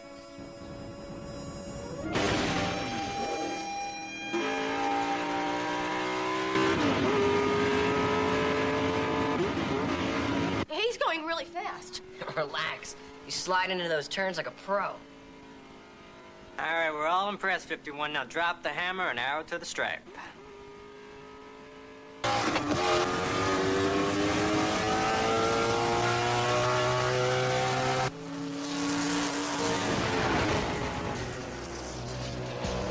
That Sloan sure can run a lap.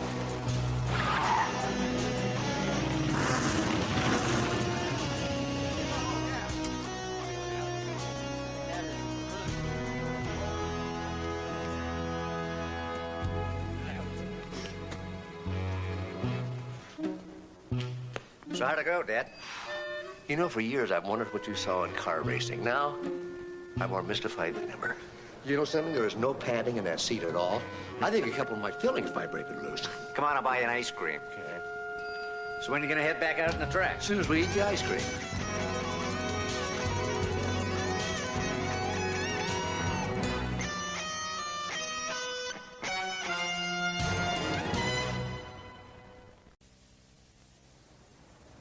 So tell us why you attacked the old lady. Maybe there was what the lawyers call mitigating circumstances. Yeah, like maybe that mean old lady wouldn't let go of her purse. Or maybe she called you a bad name. She call you a bad name? I think the DA would understand that. Might even give him a break. I need a soda. First-degree murder committed during the commission of a felony. It's an automatic death penalty. So grab your attention, Victor. My throat's really dry. I need a soda. Oh, diet okay? That's all you got, sure. You want a little ice with that? Not too much, sure. Let me see if I got this straight. That's one diet soda and not too much ice. Yeah. How about a broken arm with that order? You got him upset. What is this, man? Hey. The newest in interrogation techniques. You've heard of good cop, bad cop? Well, this is bad cop, bad cop. Hey, you guys can't touch me. Gentlemen. Captain? Officer, take him to detention. Come on. 2 citizen complaints in 3 weeks. And 1 on his way to detention, waiting to be reported. Now, that's exactly what I expect to find in your file, Aykroyd. But not yours, Sloan. What is happening to you? It's been a rough month. A rough month. A rough month. Gentlemen, when do we not have a rough month? You know, Sloan, I put you with this guy to straighten him out. Not for him to influence you.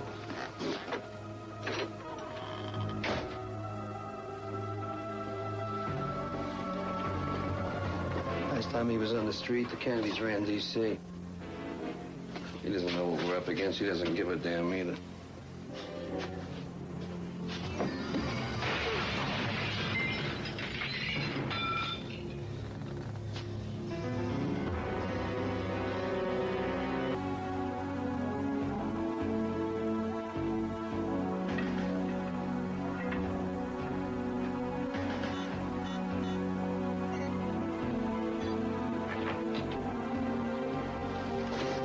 Seward? Miss Seward.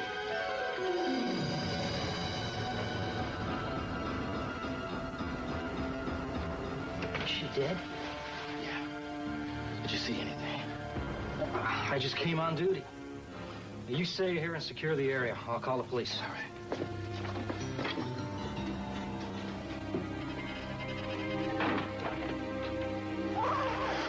Watch it.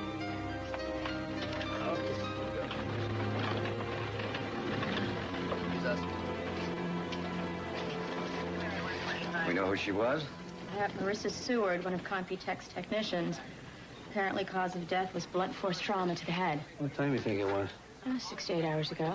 No, really. I'm consulting with the police department. It's all right. Let him in. What do we got? No, we don't have anything. Steve and I have a dead woman and a lot of questions, some of which I'm going to ask Computech's owner. That's okay with you? Reggie.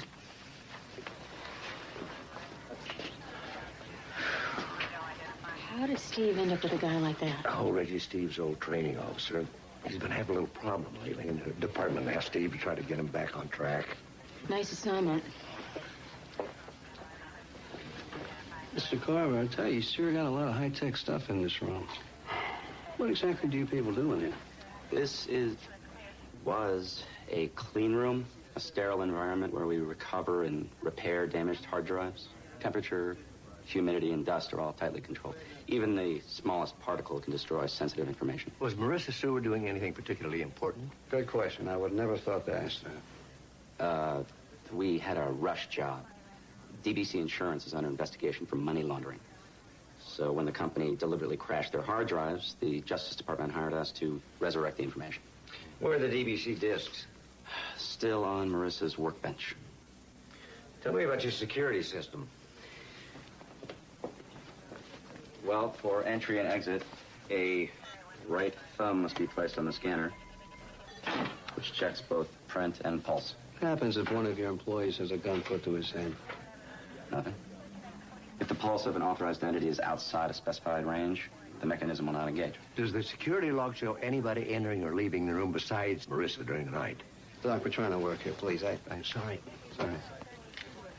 Did anybody enter after Marissa Seward? No. And the door wasn't opened again? No, not until Carl came in this morning. He's the guard that found the body? Yes, Carl Jackson. He was doing his final checks before going off duty. Warren Decker was the second man on the scene.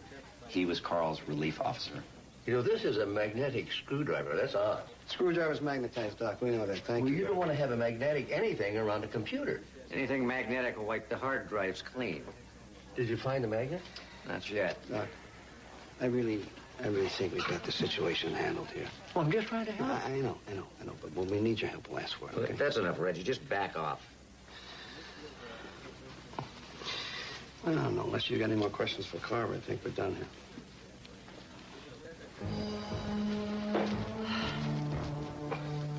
I'm sorry, Dad. You don't have to explain. I understand. The man's just not a morning person. Cause of death is cerebral hemorrhage. Apparently, the victim's head was slammed into a computer monitor. Nasty. To say the least. Her core body temperature indicates that she died almost immediately after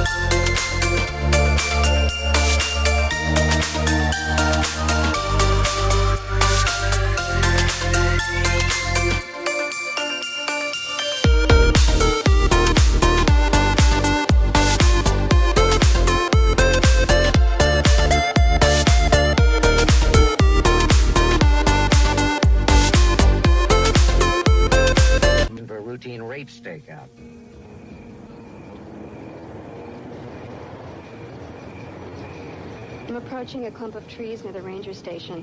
Don't see anything yet. And she never will. This guy isn't gonna show. Nah, just relax. I don't know, that's really gonna help. Motion boards are next week, and I'm babysitting a drunk. Give me that. Hey. You think you're big enough to take it from me, Steve? You know you're not gonna find your wife and kid in that bottle. Ooh, clever line. Did you write that yourself?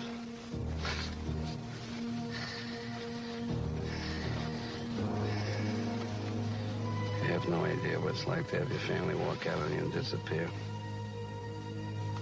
You know, you're not the first cop whose spouse dumped him, Reggie.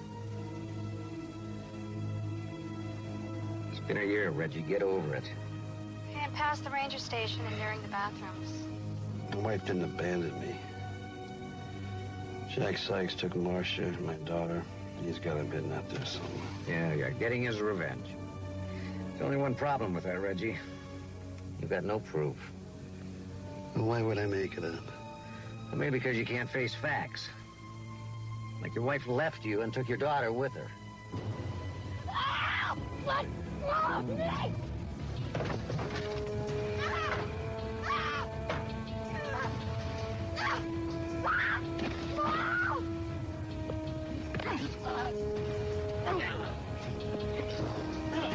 You all right? Dad! Call for backup.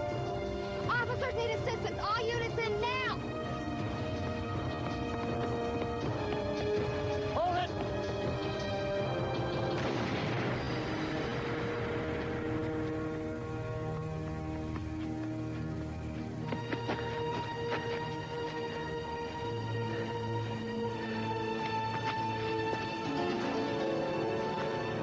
He's dead.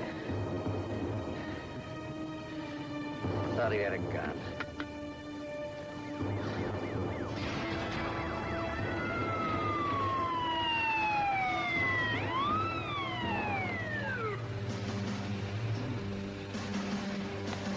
What are you doing? Relax, it's coming.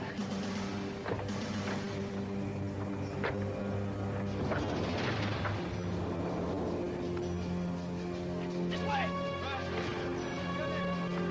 Suspect's down! What happened? They have a gun. Steve had to shoot. I didn't have any choice.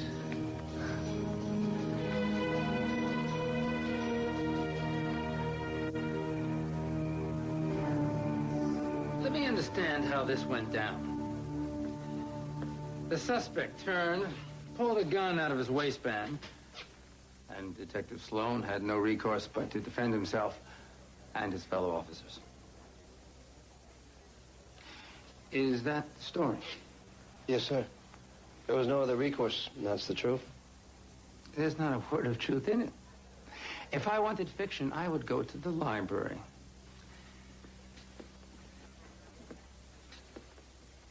Sloan, we all know what really went down last night. If I bring in internal affairs, they're going to fire you, arrest you, and prosecute you in that order. I mean, I even sent some civil rights violations here. Maybe I shouldn't stop at the IA. Maybe I ought to call in the feds. Are there any other choices? Possibly. What does that mean? Either one of you ever heard of the Last Resort Clinic, Ward 2 of Community General? Well, that's a relatively new program. It's sort of the Betty Ford Center, except strictly for cops with a substance abuse or an emotional problem. I don't have any substance abuse problems. No, but you've got plenty of the other kind. That's it. 90 days locked down in the last resort. Or else I'll see you in the courtroom with a public defender. Your choice. Sloan, Aykroyd. I've been expecting you. And you are? Dr. David Sinclair. I'm in charge of this establishment. You want to sign in and empty your pockets? Want to open up your mouth?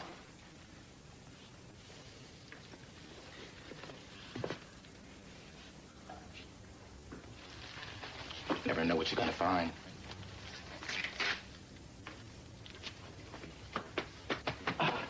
It's a nice place you got here. Oh, yeah. Humanizing, isn't it?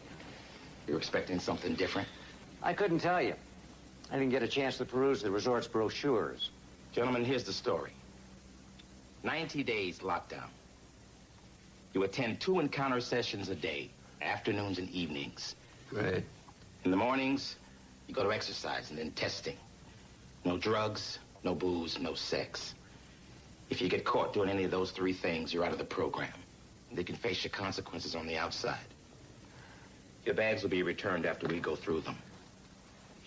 Welcome to the last resort, gentlemen.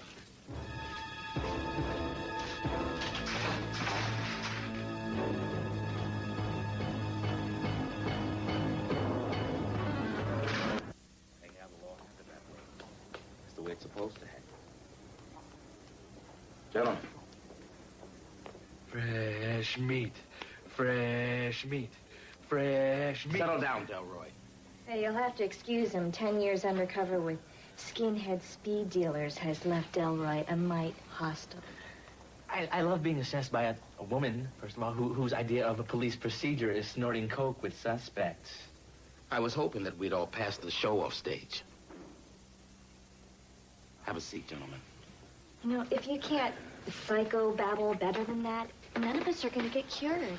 None of us are going to get cured. Dad, what are you doing here? Dr. Sinclair asked me to come. I tell you, Steve is the last guy I'd expect to end up in Ward 2. Yeah, but Jesse, it's not something that just happened overnight. I'm sure it's been building over time. Yeah, but we should have seen the signs, you know? I mean, we're his best friends. Steve keeps everything inside. He's the one person I know that's been through so much and doesn't show it. We still should have seen it coming. Maybe it's because of the way we feel about Steve that we blinded ourselves to his problems. Well, whatever was going on, I'm sure he had no choice but to shoot that guy in the park. You do believe that, don't you? You paged me? I'm assuming that means the autopsy report on Seward is ready. Yes, but there's something else I want you to take a look at.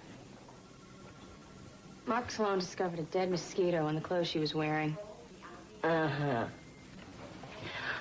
I'm kind of in a hurry. The chief has got me on 3 other cases besides this one. If you could just give me the report. So I spoke to a forensic entomologist who specializes in mosquitoes. In his opinion, the deterioration of its corpse puts its time of death approximately the same time as the victim's. I'll keep that in mind. You got that report? Detective Archer, that mosquito was filled with blood when it died. Yet there are no bite marks on the victims. Now, if the police lab could match the human blood in that mosquito... Then I'd know Brad Carver killed Marissa Seward. But unless your dead bloodsucker can tell me how, I don't have time to listen. Brad Carver, the owner of Computech? He's trying to take Computech public, which would mean millions for him. But I've been checking the company books, and there are a few gaps that stink of cover-up. But how does that make him a suspect? He was having an affair with Marissa Seward. My guess is that she knew all about Carver's financial shenanigans and was blackmailing him. You just have to prove it. And figure out how he got into a locked room to kill her. Details. I still think Amanda's onto something with the mosquito. And I promise to keep that in mind. Now, how about coughing up that report? Blood from a mosquito? Doesn't anybody believe in evidence anymore? I do. About 6 years ago, Jack Sykes and his brother, they were in these stop and rob convenience stores. And one night I was staking one out when they hit. Both of them went down shooting. I wounded Jack and I killed his brother. What happened after Sykes was released from prison? He showed up at my daughter's school. Marcia, my wife, she went down one day to pick Abby up, and Sykes was standing there holding my daughter's hand. How did you feel? I wanted to rip his heart out. But there's nothing I could do. Why not? He hadn't really crossed legal lines. I wanted to take a bath to him, but if I did that, I would have gone to prison. That's exactly what he wanted. I take it your wife and daughter didn't react well. No, Abby was a kid. She's young. She didn't understand what was going on. Marcia was a mess. We had a few problems here and there, but nothing we really couldn't work out. Bud Sykes, he made everything worse. He kept up the pressure. And he told me that he was going to take Abby and Marcia away from me. And I didn't believe him. You see, I thought I could protect them.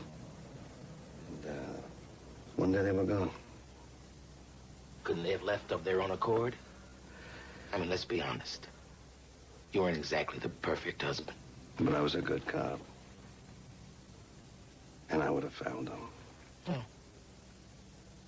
Maybe she's better at running away than you thought. Can't stay angry forever. You just gotta let some things go, you know? My daughter was only 8. Would you just let your wife and daughter go? Is that what you would have done? I wouldn't have lost them in the first place. Sloan, you're in the barrel next. I should be out there looking for them right now.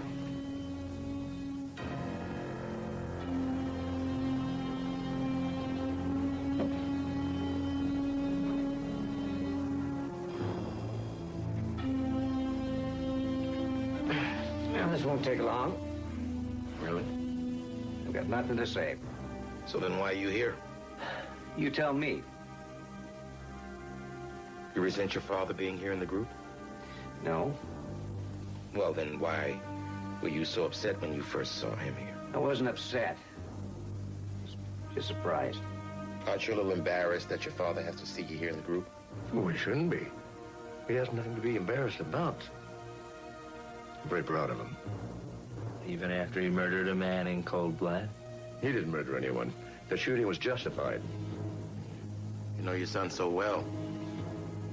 You two have such a strong relationship built on mutual trust that you have no doubts.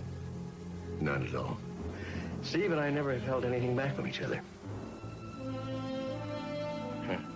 How about it, Steve? You want to say something? Want to tell your dad about some of the stuff that you're holding back that he doesn't know about? Come on, Steve, I'm here for you.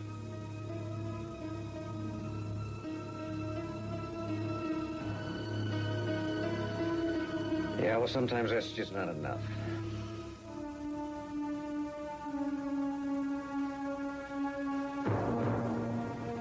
Shouldn't have held back from your father like that. Family's important. I ought to know I don't have one anymore. Saying I should have told him and the entire group what really happened in the park? No, I'm just saying that you... Listen, Reggie, when you figure out how to handle your own problems, then you can tell me how to deal with mine, okay?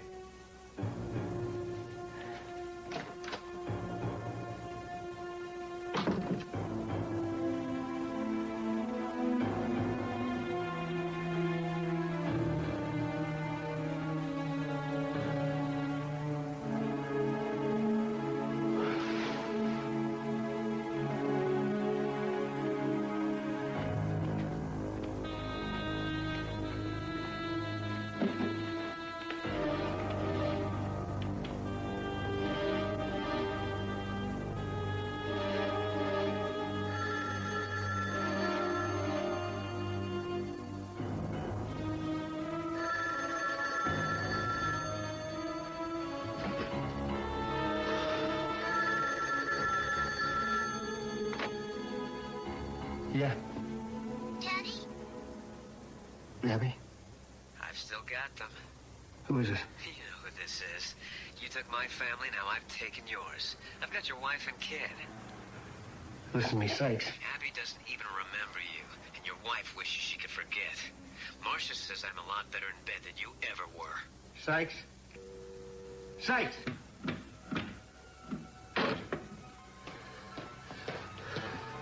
That was him on the phone. He's got Marcia and Abby. I heard Abby's voice. On this phone? You see any others? That's not possible. Why not? There's no dial tone. This phone's been dead for over a month. Talk to him, understand this. He did. I heard it ring. I'm not imagining it. What's going on here, Steve? That's not too complicated. Somebody tried to call Reggie. On a dead phone? You don't have to take my word for it. As a matter of fact, you don't have to be here at all.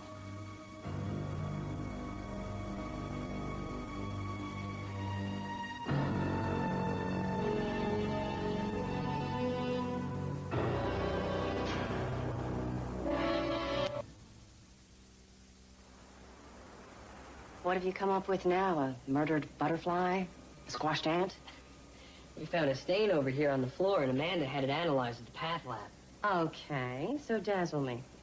Sugar-free grape jelly and organic peanut butter. Congratulations, you've just solved the mystery about what the victim had for lunch. You know, Detective, you really should take a look at my autopsy report. There was not a smidgen of peanut butter or jelly in the victim's stomach. Marissa Seward was a top technician. There's no way that she'd be eating in the clean room anyway. Plus, time of death shows that she was killed almost as soon as she entered the clean room. Okay, but what does it prove? Well, it proves that the killer is somebody Marissa Seward knew well enough to let into this room. Only the door closes automatically, and it was never reopened from the inside. If the killer followed Marissa in, he would have been trapped inside with her. I'm not saying he wasn't. All right, come outside, we'll show you.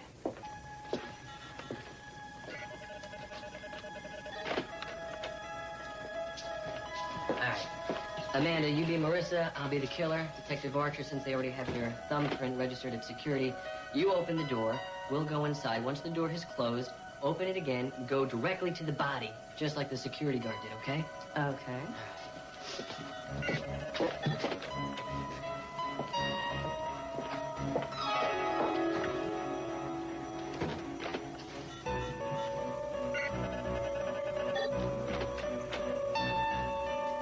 Dr. Bentley. Travis.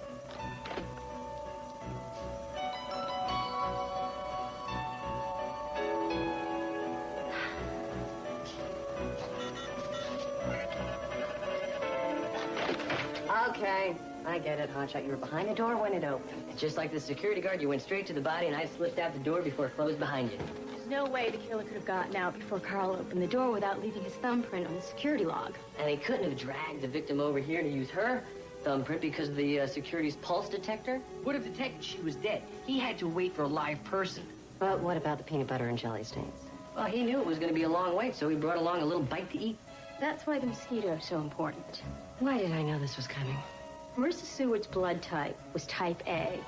The blood I recovered from the mosquito was type O. And the purifier here eliminates all the dust and the flying insects. So the mosquito entered with the killer and Marissa. It then bit the killer, and then before being crushed, landed on Marissa's clothing. Detective Archer, we're not trying to tell you how to do your job, but you might consider looking into Computex personnel files for the employee blood types. It might narrow down your suspect list. It could still be Brad Carver. He had no alibi the night of the murder. His wife was out of town. He claims he was home alone. Like I said, you might want to look into the personnel files for the employee blood types. Let me at least think. I'm still in charge of this investigation.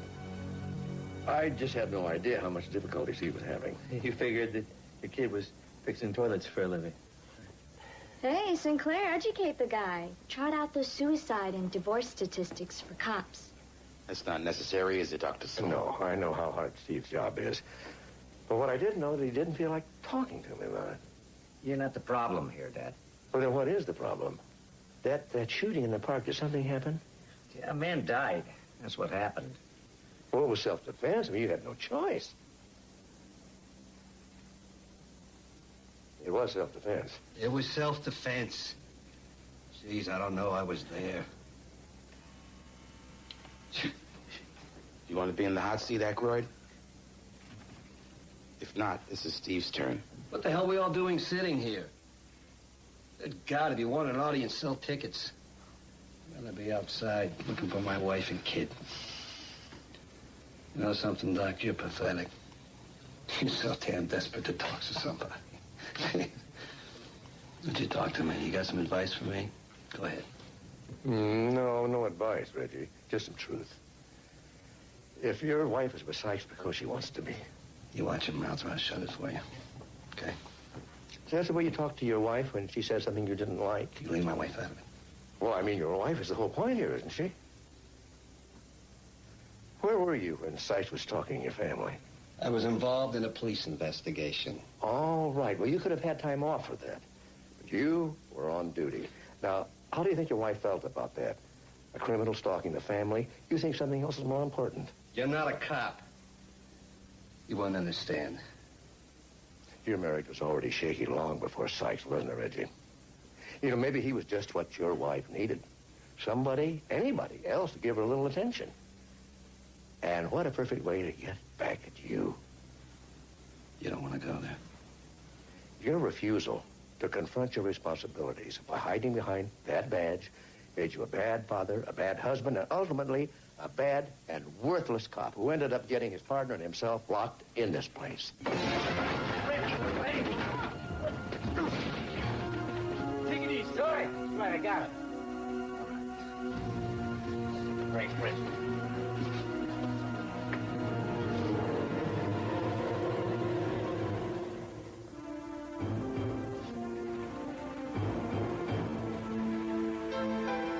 What the hell is the matter with you, Reggie? Why'd you take on my father like that? Therapy. Stay away from him. I won't hurt her. You're the one I'm worried about. You were so in love with your dad. Why didn't you tell him what happened in the park that night? Maybe you're afraid he won't love you anymore.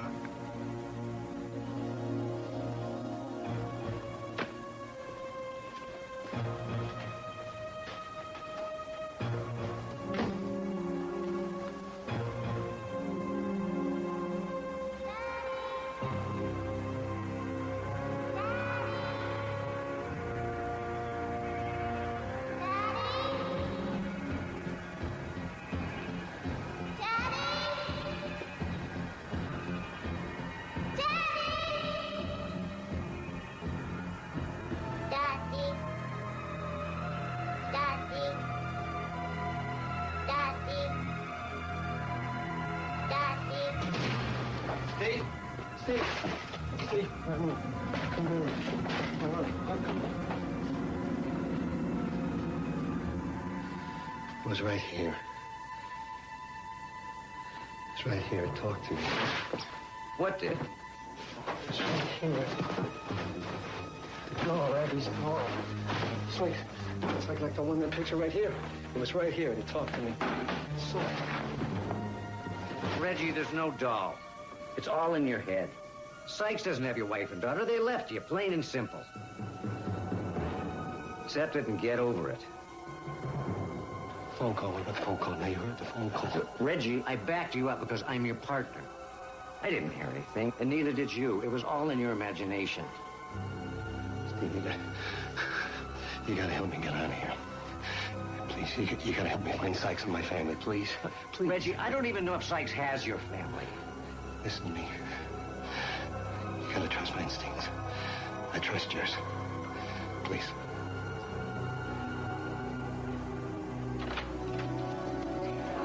What's wrong, Mark? The sessions haven't been going as well as I'd hoped. Well, maybe he needs a little more time. Steve, I mean. Which was that simple. No kidding. Ever since that night at the park, he's just shut everybody out. He sure has, and quite frankly, that scares me. Well, at least you don't have to worry about the Computech case anymore. We figured out who murdered Marissa Seward. Really? The blood you found in that mosquito is a different blood type than the victim's. And we also found a grape jelly stain on the floor of the clean room. Which helped us uncover how the killer got in and out of it. Uh-huh. Now, Tanis Archer's really stepped up to the plate. She searched through the Computech personnel files for employees' blood types. 5 of them had the same type that was found in the mosquito. One of them was Warren Decker. Decker? Who's Decker? He was the second guard to the scene. Archer checked him out and discovered that he has a brother who works for DVC Insurance. That's the company whose hard drives Marissa Seward was working to resurrect. Sounds like you've got it pretty well wrapped up. Well, not quite. We still need a way to prove that it was Decker. We thought maybe you'd have an idea or two. Jesse, I'm fresh out. What do you mean? I don't want anything to do with police work right now. You know, all I can think about Steve. If I'd just given him a little more attention. But I was busy playing detective, out finding magnetized screwdrivers. I've got to get back to Ward 2. See you later. He did it again. Screwdrivers. A magnetized screwdriver.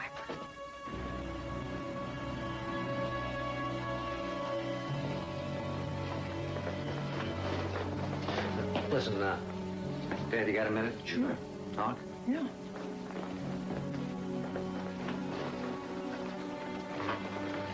These, sessions, they Got pretty rough, huh? Yeah.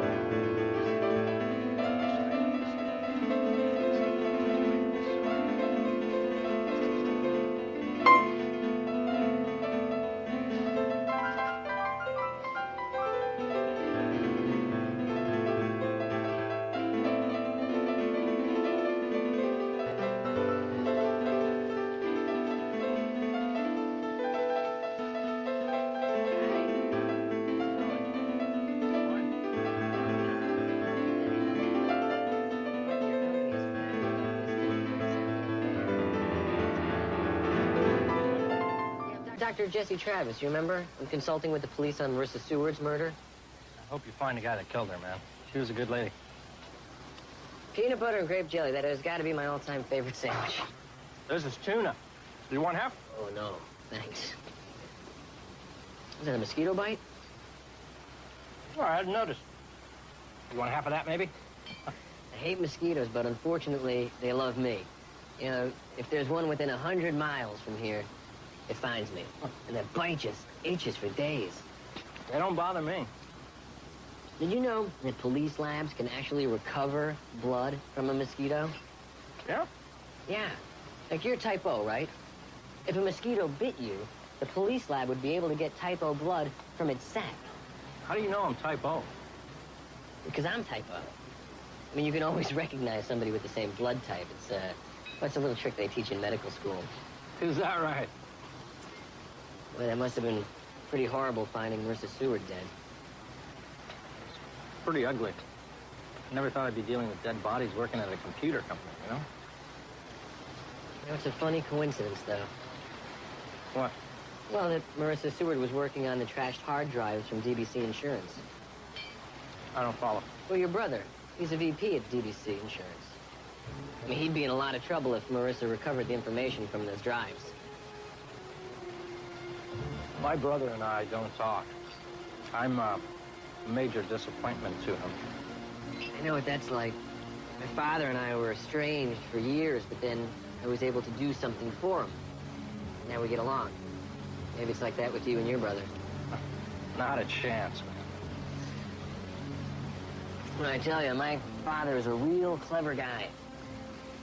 He would have figured out a way to wipe those drives clean without even thinking about it. And probably would have used a magnet, although it would have to be a high-powered one. Now, that would be pretty tough, smuggling it into the clean room. I mean, you couldn't just walk around with a big old magnet in a computer lab. People would have a fit. I guess so, yeah. Although I guess you could smuggle it in a lunch bucket. Though it'd have to be a plastic one, because if it were a metal one, like yours, it would become magnetized. Like that.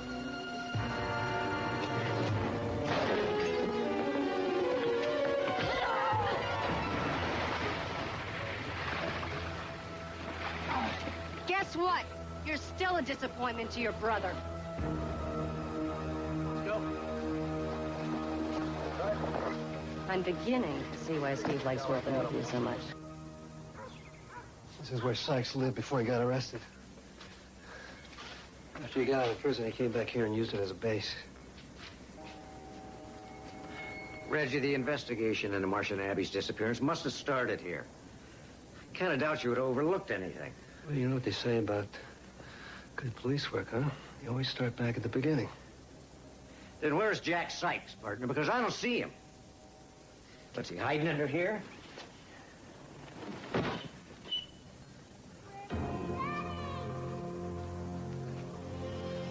Stay here. Come on. Reggie. Hear that? Did you hear that? What, is Sykes hiding your family in here, Reggie? What, has he got him in here? Hear that? Did you hear that? They're not here, Reggie. Don't you hear that? Hear that? Listen. What did I listen to you for? I betrayed my father for nothing. What are you, deaf? Can't you hear that? I don't hear anything, Reggie. Wait. Just listen.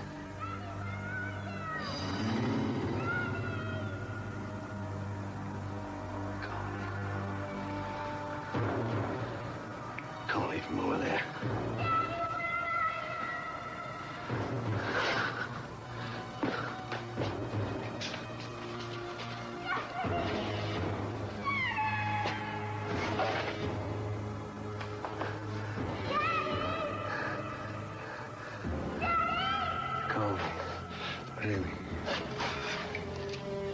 Happy? Honey? Did you hear that?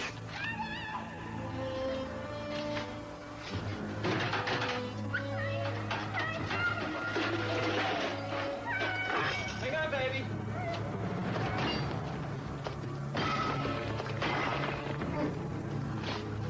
Hang on, honey. 1 second.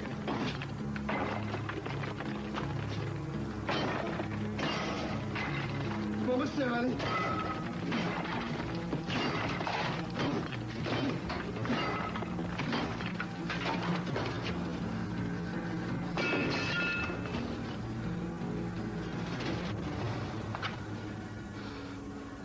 I told you I'd come back, honey. I told you I would. You're safe. Both of you safe.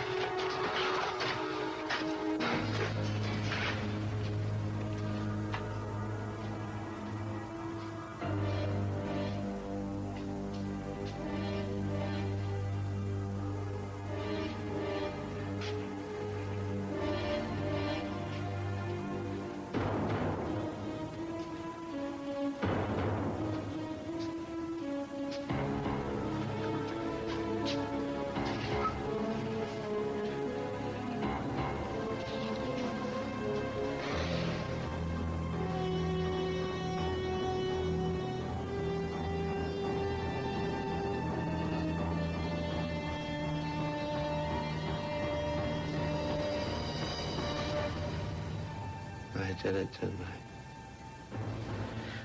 We always thought you did, Reggie. But there was no evidence. We had to set you up, Reggie. Let's take out the shooting, your sessions with Captain Newman all staged for your benefit. We even had to fool our closest friends. You're a cop. Playing the part. Even the man Steve pretended to shoot. You made it hard for us, Reggie. Pretty sharp guy. Everything had to be realistic. Clinic's phony. Phone calls are all phony. Well, the clinic exists. But our section of Ward 2, that was just for us. The call we faked. We had to find a way to make you remember. Get your subconscious to let go. So you realize you blocked it all out from grief and guilt.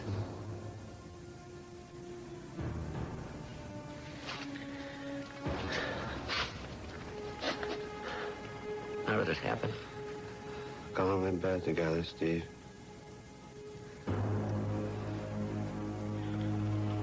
Marcia said she was gonna leave me. You did not know that Sykes was the other man.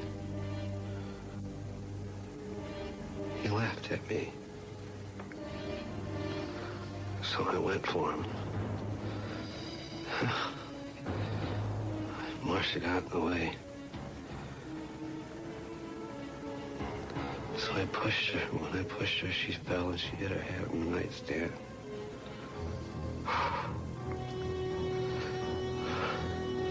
Sykes pulled out a gun.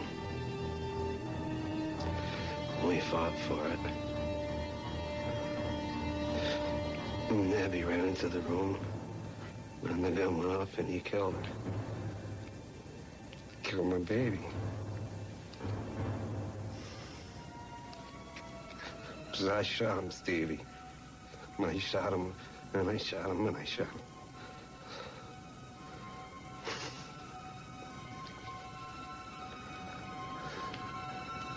I wish it were different. I know, partner. I know. Sean, we're gonna help you.